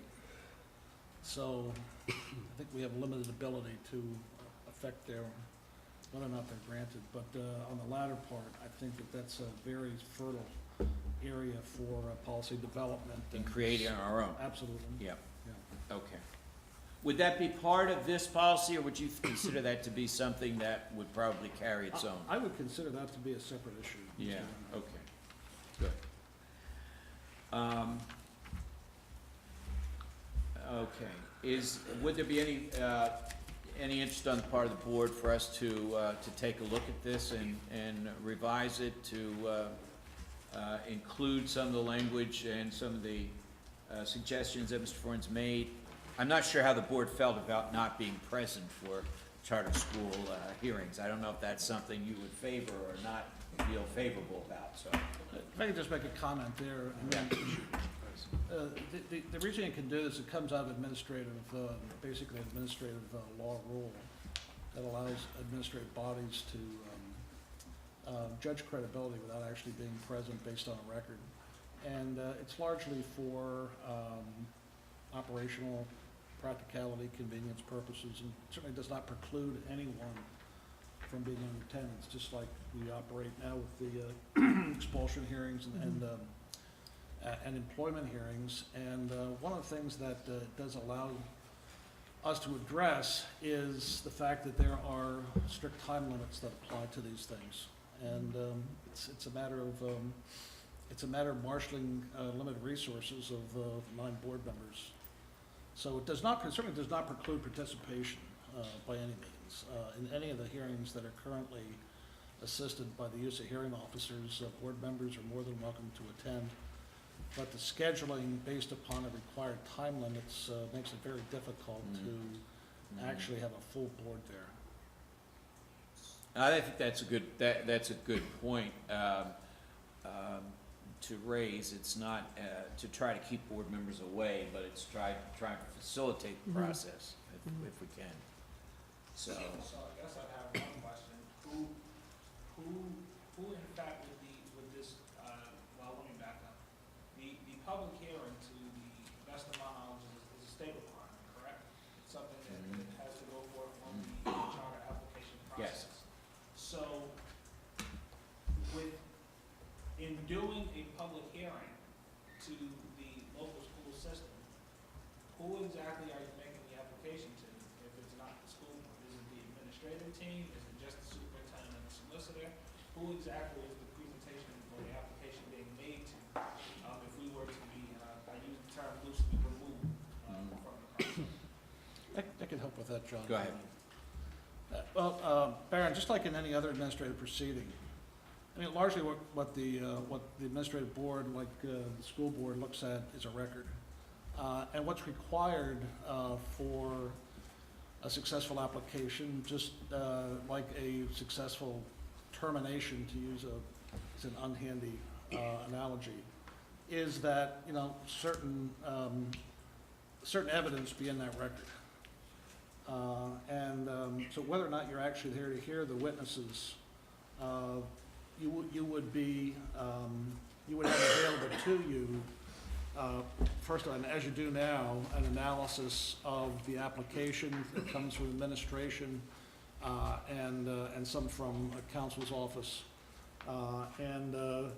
Really the only thing that would be added in not actually sitting at the hearing is a transcript of the hearing, which, you know, would be available to everybody.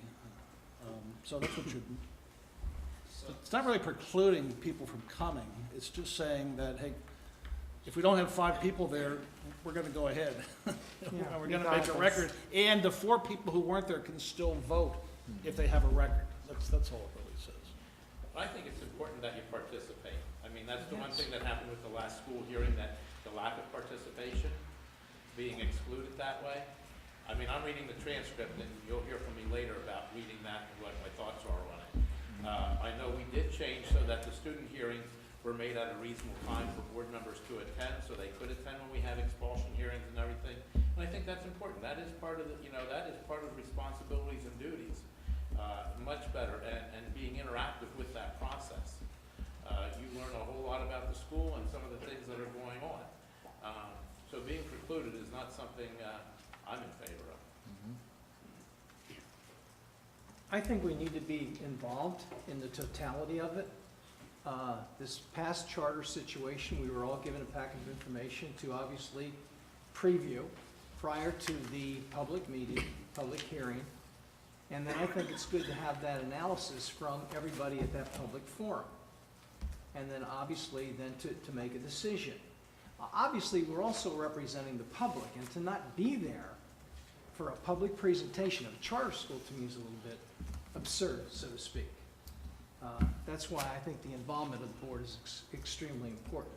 Obviously, we have a timeline, obviously, from the presentation to then make a decision. But I think you need that public hearing and to be involved with that public hearing as a Board of Education. And I would also, what Bob said in reference to expulsions and things of that nature, yes, I think it's important to be involved if you can be. Now, obviously, everybody has different timelines, different schedules, but I also think it's important to be involved with that if you can be. So I don't want to be excluded from those things. Can I make just one more comment?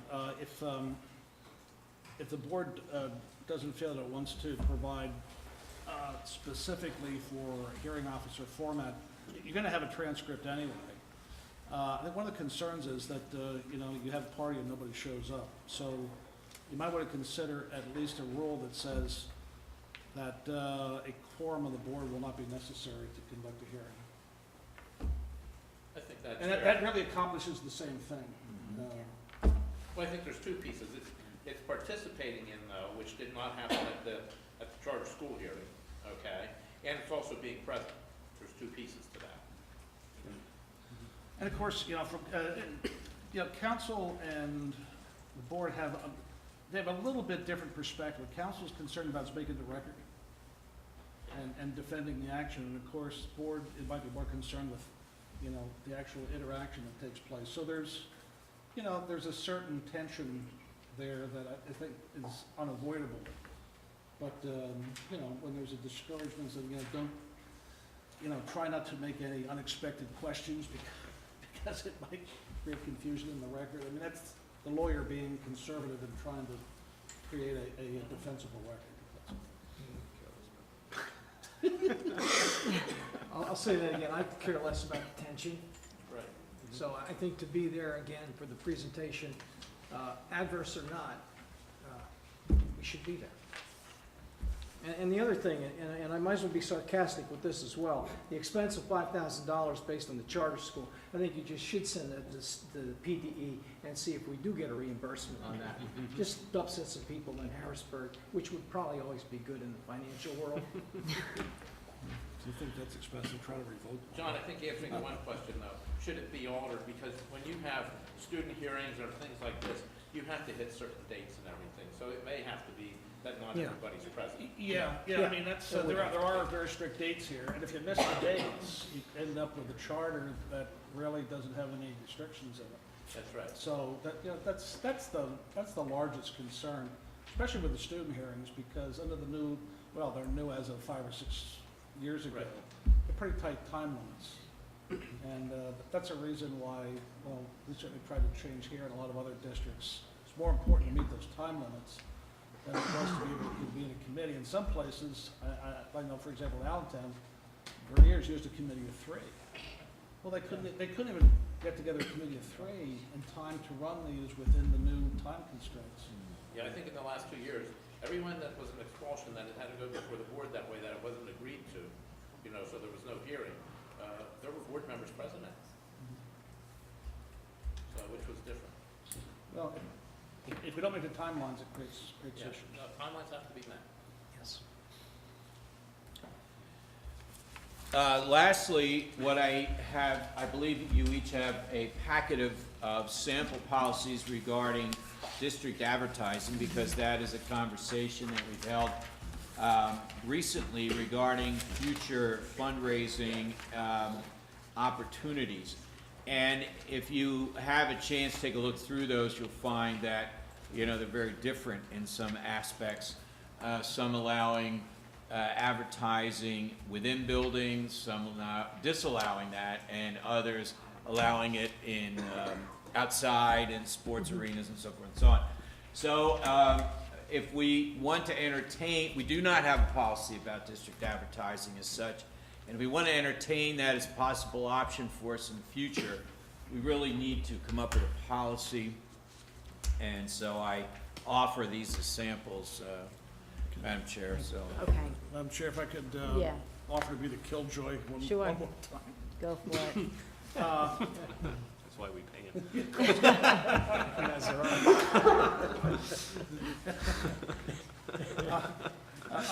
Other districts that deal with, do have these policies, and definitely recommend them. But I noticed that each of them has, these limitations on what can't be advertised. Religious things and political things and so forth like that.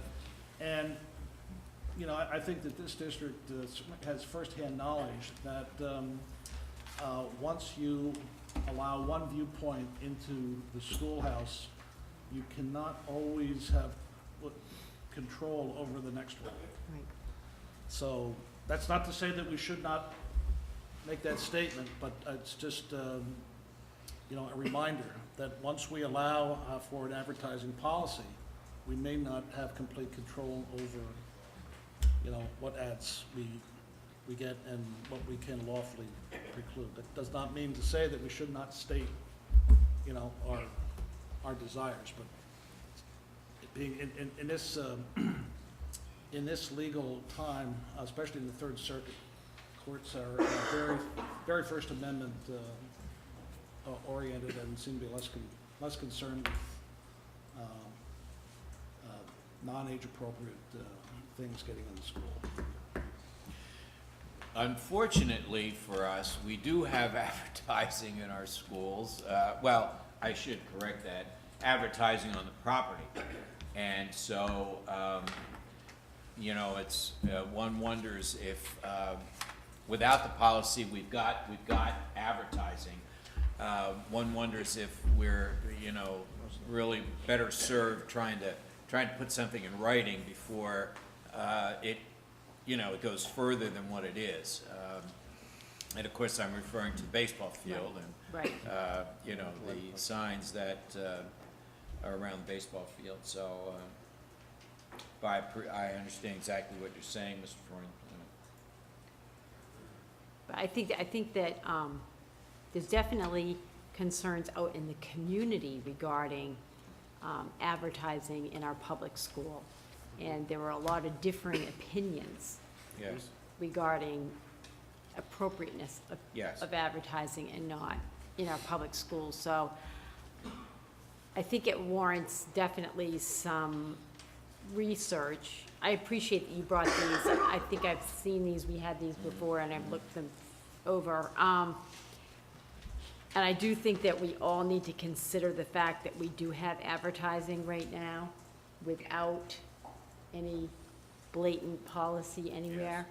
So, considering all those things, we should move forward in some fashion regarding this. And I don't know how everybody wants to proceed, if we want to continue to look these over and have discussion about these different policies, or if you want to share conversation right now regarding your thoughts. Carrie, I think I'd like to see us start to draw something together. Maybe there's limitations on what areas. Is it strictly like for the athletic fields or something like that? What are some of the rules based on that? At least if you have something to kick off the ideas and everything, you can keep building on and have it as a working document. And if you take it from that you have the athletic field, I think one of the things I mentioned once before is, where do the funds go afterwards? That, basically do all the funds stay back in the athletic programs? Because if the people don't go to the athletic fields for the athletic events, there's no purpose in having them there in the first place. And things like that.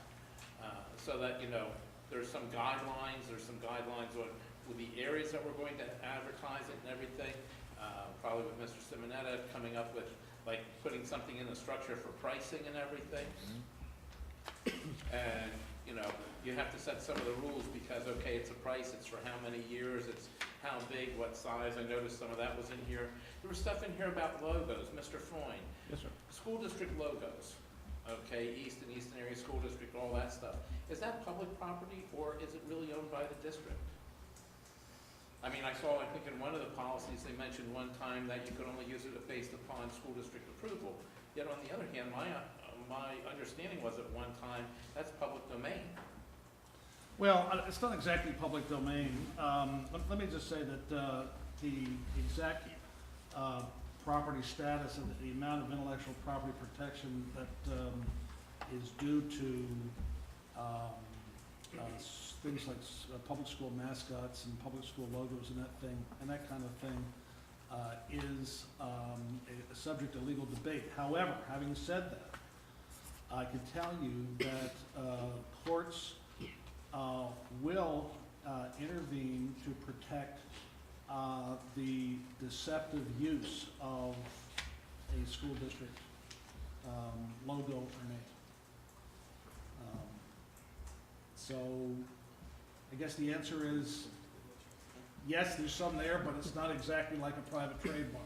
Right. It doesn't have all those elements of property, but yes, it still has protection with regard to it being used in a non-deceptive way. But if a local person used it for the purpose of general marketing that promoted something within the district, there may not be anything wrong with that. But I'm just thinking that can be part of this policy as well. Right, You know, yeah. looking at how the usage is and everything else. And I think we're probably seeing a lot of that. There's probably a lot of Red Rover shirts being sold that we're not getting any royalties from. Correct. And across the country with all kinds of institutions. Which is good publicity for us, no matter how you look at it. Yeah, well, I'd say people look at it different ways, that's for sure. Yeah, absolutely. But, so, Kerry, those are my thoughts on it, at least to get something started and moving.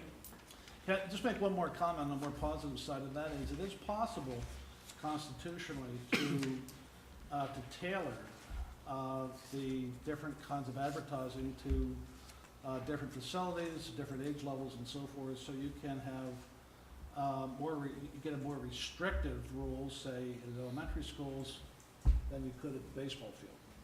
That's permissible. But if you start like with the fields and everything and see how things go, see what kind of dollars you may be talking, then you can think about, do you expand it to the buildings, do you expand it to buses, where do you expand it to and everything.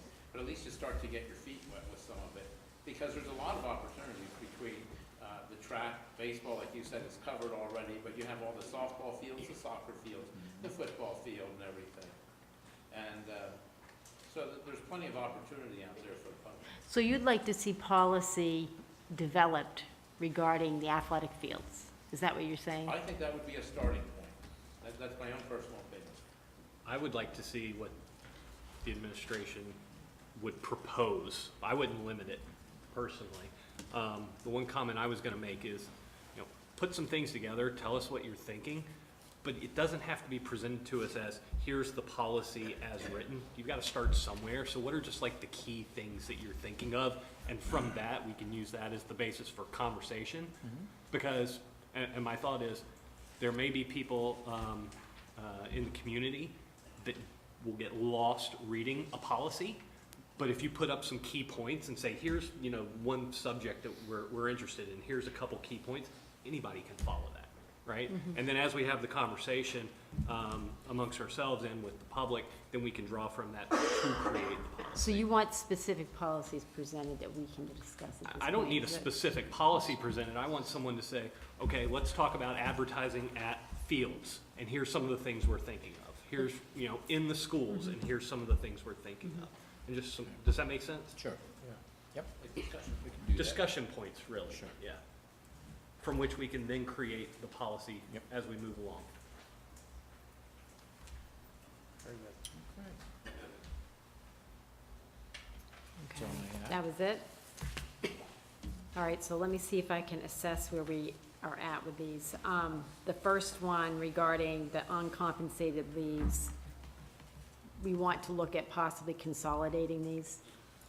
Is that what we're saying? Yes, what I was asking for there is for Mr. Castrovinci and Mr. Freund to get together to look at these, the language in these three Okay, and compare the language to what the contracts state and what suggestions Mr. Freund might have in terms of the whole area of uncompensated leave, and then come back to us with a review and update, okay. suggested policies. Okay, so the uncompensated leaves will be brought back to a committee meeting. Right. Each one wants to, okay. Charter schools, Yeah, once again, I think that there may be some revisions in the language needed because the adopted date is 2007. We've now gone through our first experience, and there might be just something in there that we want to add to the policy. My thought of trying to restrict the number of applications per year doesn't sound like it's constitutionally sound, so we'll discard that. but there could be enrollment caps. But there could be, yes, there could be enrollment caps. So, again, I would like to proceed to have Mr. Freund, if he would, to revise that, and perhaps his associate, who's really on top of the Right. charter school law. So Keely Not to say can he's bring, not. I Yeah, didn't- Keely can bring I'll tell her some, what she needs to do. Okay. and, She'll work with, For advertising. we want her to work with John. Discussion Yeah, Keely, right. Yeah, but with, of course with Carrie, but, school administration. who's working with you? Probably me. What you were, I guess, no, been working with her. Maybe we'll have some teams, maybe Mrs. Emili might be part of that too, you know. Okay, that's fine. I'll tell her both of you. Yeah. Okay, okay, and Carrie. Okay. All right. All right, and the district, district advertising, you will go over some of that with some of the administrators Right. that may be involved and bring some ideas to the table that we'll discuss, okay? Yes, On the charter school before we leave, are we gonna look into the possibility of a district charter, cyber school? Is that something that we'd like to take a look at? Yeah, that would, if I could, that would be one other suggestion that I would make here, that we look for any sample policies from PSBA that might impact on a process or a set of procedures for establishing a cyber charter school here run by the school district, and at least move back in that direction, because I think that we would all agree that if we proceed down that road and we're cautious about how we set that up, we might be able to have something that will serve our needs and help us keep funding here. Yes. Yeah, We need to go forward on that. yes, I just wanted to let the board know that you brought that up. Yes. I'm actually meeting with Dr. Tom Bailey tomorrow at the IU, and we're going to go over what the cyber school process looks like. I'll meet with Mark Matson from Nazareth. I'm going to look at their program because I've been asked to look at revitalizing cyber school. We're losing between cyber and charter $3 million a year. That's, our numbers are high. I wrote them down last week with Baron Cortez, and it is K to 12. I thought it would be more secondary, but we actually have K to 12 students for both cyber and charter. Charter is higher numbers, but not by much, like 140 versus 168. Yeah. So I'm looking at policies. I've downloaded policies. I think it was from Northampton. I'm looking at web pages. And I'm working on that process. So I will bring that forward to you also. But I think we do need a policy. There wasn't one when this previous one was created either. And I'm not sure, and it's new to me, so, you know, please be patient with me, and I will do the best that I can to bring everything forward to you. So I want you to be aware of everything. I want you to, you know, have feedback, and, you know, I'm not sure if we'll go with VLN or a different blended schools, but I'm looking at that now. So I can present that as well at the next academic meeting. I talked to Mr. Foyne tonight about the policy. Do you So- have any questions before I go back? Because I am meeting with Dr. Bailey's tomorrow. I'm wondering if we can't have him come to a meeting right. and let him come and present to us. I can ask him. Have him I come soon have, because he's leaving. Oh, I know yes. he's leaving, but I Leave know pretty soon. he is going to be leaving, but at least he has the knowledge base. I can see, I'm not sure when he's leaving. Oh, I didn't know he was leaving. Well, if I can get him here at the next AIE meeting, would you want me to do that? that might be a good idea. Yeah, Well, I think for the new board members, yes. For the old board members, obviously, it is kind of opening the wound again. I hate to say that, but we did look at BLN, and in all honesty, I thought it was a great setup. I don't think we managed it the way we should have. And based on that mismanagement, I think we have to look at, obviously, special ed support, how that is done, because that was a concern, and just better oversight and overview of this. I have absolutely no problem in what we did. I guess it's how we did it or approached it. But I think the concept of cyber is out. I think it's outstanding. We need to do it. And obviously, we're going to get some benefits back financially. But I would have no problem with him coming to present again, or somebody from the IU coming to present, because I know he's in transition. And again, I wasn't But we need to do involved in this. that whole process last year, so I'm new to it, and I'm trying to research it and find out. I know that, with special education students, we not only need to involve our high school counselors, we need to involve our case managers. There's a lot more people that need to be involved in this Yes. Right. process. It can't be a one-woman person show. I want you all to understand that, and I want you to know what's going on step by step, so you're very aware and comfortable with us going forward with this. And I would like to adopt a policy. I think it's imperative that we do that, probably even prior to going forward with it. I think we do need to definitely look at a policy, at least if not beforehand, in conjunction with. And I appreciate that feedback. I actually have policies, and they're probably from PSBA. Yeah. Floyd, I don't know, and I'd like to bring that forward. Maybe we could do that at the next AIU meeting. Is that typically how you proceed, is you have a policy in place and move forward then with the program, or kind of, I could do it in conjunction? I think you need to understand the program, and there's lots of things that you can pick and choose from, so you need to get that in line first. And then, because then it develops what you're gonna have for a policy. Okay, Yeah. bring the program forward. I do have a policy. I've been looking at that. I want to, create a webpage, because I think that's important to show to the public and the parents what's accessible. And the other option was, do we want to do K-12? I know Dr. Bailey said that's a big undertaking, or do we just want to do this at the secondary level to start out with, to be, maybe more successful and get our feet wet with it? Although I did look at the numbers, and we have K-12 numbers, they're pretty hefty in all areas. And I can present that too, but I'll ask Mr. Bailey tomorrow. I have a meeting with him at 11. Jamie Peters is going to be in there with me, and McIntyre, I'm recruiting all these people. Well, if he's leaving within the month, He is, Yes. I know, Then- I don't know if he can come to a board meeting, I don't know. yeah, that's what I'm wondering. I have to find out. I realized he was leaving that, so Is he leaving the region? he's going to Yes. Wilkes-Barre.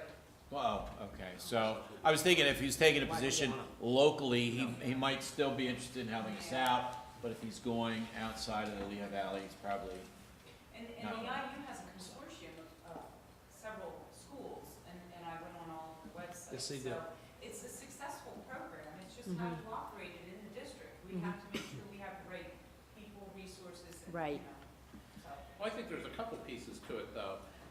A, they have to have somebody that's going to replace him there. Right. Oh, I Okay. should hope so. The yeah. second thing is, whether that's the right program or another program, I'm thinking, let's go back big picture and talk about all the various concepts and all the concerns and the things that, the pitfalls to look Now that for and we've everything had else. experience. So this isn't just focusing, I don't want to just hear about the IU program. I agree. I want to hear, Right. big picture programs. And so maybe he's the wrong person then. Maybe we have to look and see who else may be around to look more big picture. Well, and I want to talk to Nazareth, because I know they have a successful program. I think Katie. Parkland has, Penargil has a different program than VLN. I'm not sure what the name is, but I know Penargil has a different I think program. like blended schools or something. Might be. Parkland has something to also. Parkland has a separate, Yeah, I have, Cider. yeah, exactly. I looked that up. I mean, I've been doing some research on that, 'cause Mr. Reinhardt just brought that up, a Okay. few weeks ago. Do you want Okay. Mr. Bailey's then, or at this time? well, it doesn't sound like it's very timely for him. Yeah. But we, maybe, somewhere there within the IU, you could find someone who could talk to us. Dr. Brennan should be able to point us in And the I'll right Yeah, ask him. Sure. tomorrow. Absolutely. We can ask him that. I didn't realize he was leaving within the month. Yeah, I didn't either. Yeah. I'll ask that tomorrow. I'll bring that Mm-hmm. back up, okay? Thank you. Thanks. okay. So I guess we sort of recapped again and kind of opened it up again. Yes. Are we all set? We know where we are, okay. Is there anything from the public for non-agenda items, or be my guest? Your superintendent made a presentation on cyber schools before the Auditor General, and he did a good job, but you knew that. But I want to comment on two terrible jobs. One was a presentation by the superintendent from I think, Pocono Manor, or Mount Pocono, and she made an excellent presentation. But the terrible message was a horrendous drain on the economic resources, the management resources, the student lives by getting aboard the charter school train. And I was under the misimpression that the train had come to a stop and people were allowed to get off because of successful legal work. Unfortunately, the train is still running and people are still captive on the train, and that message isn't getting out. So if you look at a charter school, you have to look at, do I want a case of cancer, and how do I cure it if I don't like it? Seriously, you have to look to that superintendent and the problems she's been having with the worst of all worlds. Second, there was a young man make a presentation on behalf of Century 21st Charter School. And if you think I'm bad news, this guy was an arrogant SOB in what he contended the school districts could not get from the charter schools in terms of sharing of information necessary to carry out the mission that you are being paid to do, or Mr. Simonetta is being paid to do. You are dealing with arrogant people confident of their mission in life, which is to make money for what they're doing and to serve their particular mission. And I caution you very seriously not to go that road. I did read some of the proposals for charters that you got long before your time. I'm the only person that probably ever read them. And there were classic errors in both of them, and nobody listened, and somebody else granted them a charter, and we're now paying for it. But you may want to look at charters not for your high-performing students, but for your low-performing students. And not for the reasons that are obvious, but because the state has a cockamamie funding formula. So you have to look at everything in terms of who's getting what money out of it and where you're saving it. So yes, look at them, but look to your finance team and your legal team. And I would strongly encourage you not to spend $5,000 with Mr. Freund, but add a couple more zeros. Because if you don't spend it now, you'll be spending 10 times that later to try and fix it. Seriously, I believe he's right when he makes the comment that if you allow this, then you've got to allow it for everybody else.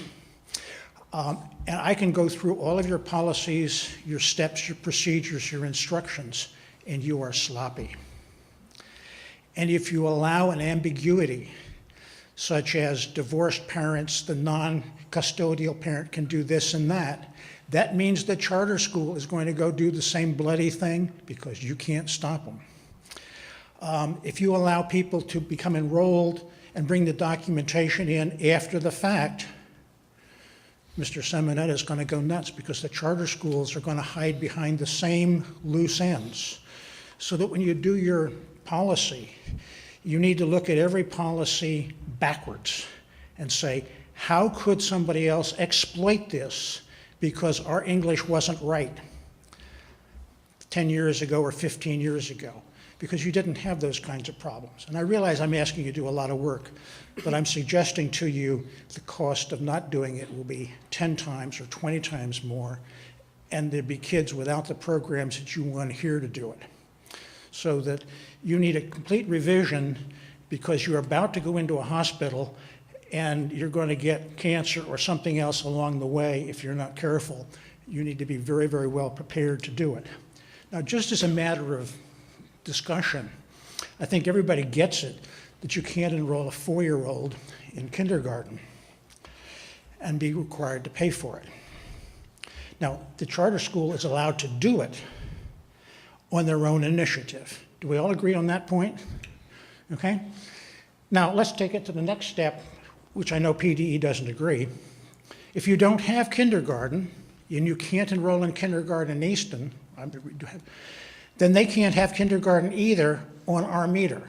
They can have it on their meter. Correct? Now, you can't eliminate kindergarten because the state law says you can't. But a district that does not have kindergarten would not be required to fund it with a charter school because you can't possibly enroll for it. Am I basically correct, Mr. Freund? I think you're pretty well correct, Mr. Anderson. Okay, now let's go to the next step. We have not been able to afford all-day kindergarten in Easton for some time now.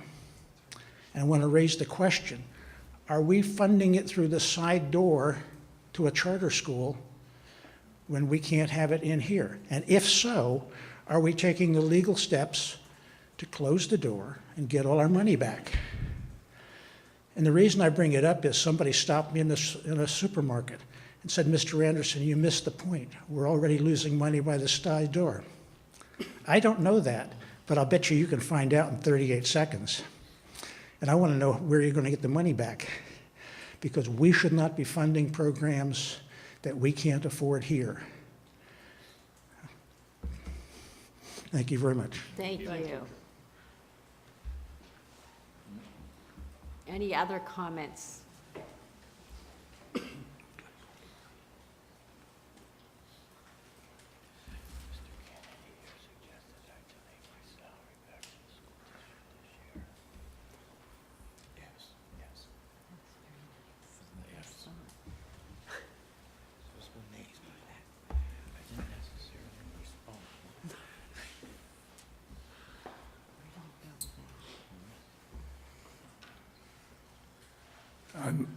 I'm a little confused about what your options are in distance learning, which was, I guess you're referring to that as a charter cyber school.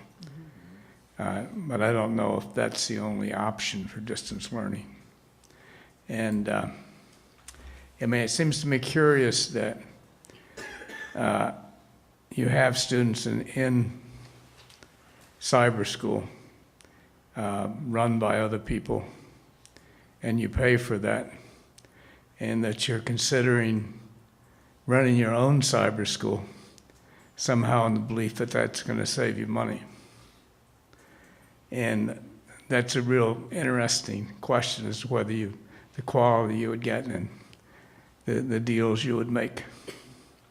On the other hand, distance learning is the ability of students to, it's the ability of students to study at a distance from where their teacher is. And that doesn't seem to me to necessarily be the cyber school model. So I'll leave it with that. Thank you. Thank you.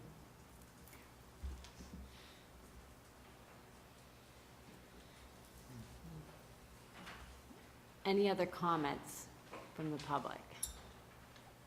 And I'm assuming that I'm opening it up to non-agenda items also.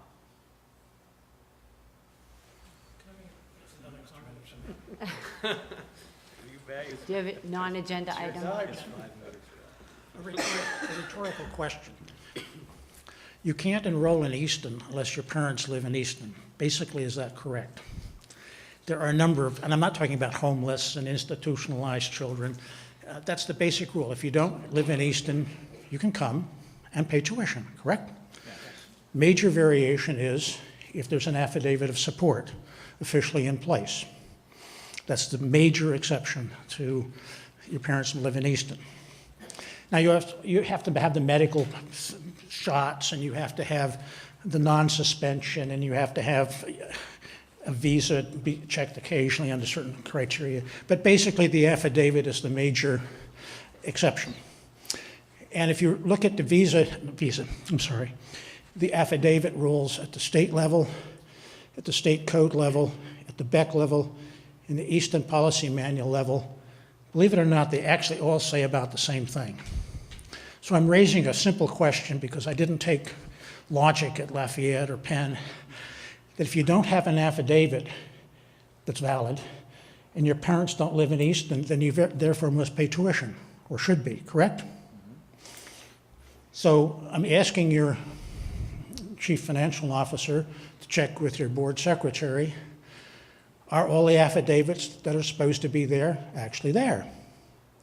And if they're not there, then they must be in the tuition category, and let's get the tuition. And that means the principals have to follow the policy of evicting them. And I'm not asking that we evict students. I'm merely asking, I'm not questioning the content of an affidavit. I realize one prior administrator told me 100% of them were falsified, and I believe half of what he told me. So I'm going to say that 50% of them are fuzzy. I'm not even asking about fuzzy affidavits. I'm asking about, are they missing? And I'm particularly focusing on your policy requirement to annually renew them. If they're not annually renewed, if my driver's license isn't renewed, I'm in trouble. If my vehicle registration isn't renewed, I'm in trouble. Yours must be renewed. So is it there? Is it annually renewed? If not, where's the money? And oh, by the way, and this I know you'll appreciate, the charter schools are supposed to follow the same rule, are they not? Yes or no? Why not? Because they're not residential based. They're what? They're not residential, they're entitlement. In order to qualify to enroll in Easton, You can live Come anywhere. you can live anywhere, but you must have a valid affidavit. No, I don't think so. Where? you can live anywhere, anywhere. How can I attend without meeting the criteria to enroll in Easton? And send you the bill? That's. You understand my point? I understand your point, but you don't understand the law. A lot of legislators don't either. The point is that you can live anywhere and come to a charter school in Easton. Right, but if you don't live in Easton, we're not charged for you. That is correct. Yes. And if the parent is not in the sending district, that's in the definition. Yeah. So an affidavit person who lives over there Yes. shouldn't be sending us the bill. That's correct, Correct. right? And if the parents live in Regalsville, or wherever it is now, Right. and there's an address of convenience in Palmer, without even challenging the address of convenience, the affidavit needs to be where it's supposed to be. Am I correct? You're correct. I've just never run into a situation where we had what's called 1302, which is the affidavit entitlement, and someone going to charter school as a result of that. It's kind of unusual. Actually, one of the first things I handed you on a slip of paper was that, and I missed it, my error. The student living in Palmer was using an affidavit to attend a charter school someplace else, and I guarantee you can't find the affidavit. That would be something worth looking into, sir. And that's why I'm saying it needs to be much more carefully checked in here. Mrs. At $30,000 a pop, it's an expensive error. Sure. Mrs. Mealy, that falls under your jurisdiction. Do you have anything to respond in terms of how we process and maintain those files? I do, yeah. The Central Registration Department within our district handles all of the affidavits of residency. We maintain those on an annual basis. Those students that do not provide the documentation on an annual basis are then sent letters, and then they are sent with withdrawal letters. They then have a right to an appeal hearing. And I think as all of the board knows, that I have been actively seeking out residency cases, and these fall under residency as well. So this is something that myself, as the director, and then also the Central Registration Department, has been actively following through since I've been in this role. And I'm not so much challenging the internal procedure, I'm challenging the non-compliance of the charter schools with the requirements to enroll. And I think they're taking a lot of liberties on the criteria. And you have almost no way of picking it up because I've examined some of the literature that comes in, the forms that come in. You wouldn't sell me a used car with that quality of documentation. Your staff has got both hands tied behind his back. You're losing a lot of money, or the potential to lose a lot of money. I have to interrupt. Based on the answer back there, Alyssa. Yes. So when you've been doing this to de-enroll, have you also been sending along invoices to charge them for the days and the years that they've been in the district? Yeah, I've been working with Mr. Simoneau on getting the numbers for the cost per student. So if a student's a regular education student, we have the Right. cost, special education with any related services. So yes, we're working through that at this point for the students for this year. Okay, but I mean, if they've been here for 2 years, are we going back and billing for 2 and 3 years? Well, I've been they've involved in here for cases where we've gone actually 4 and 5 years back, and they've paid them. They've had to pay because you know what, jail isn't fun. If it's an annual renewal, so if they did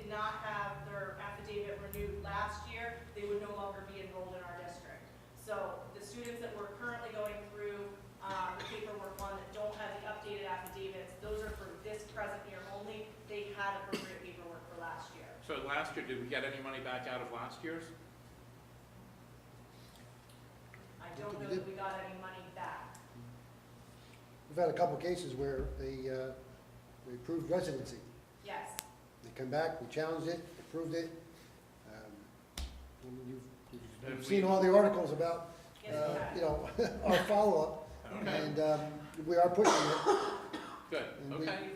We've reached the point where when you send the letter, you typically receive the documentation. Okay, good. If there's a Yes, gap, you're you following get a through. check. That's something that we have discussed. Send them the bill first. Okay, any other comments from the public? Then I guess we are ready to adjourn. Can I have a motion? Thank you. Second. Got it.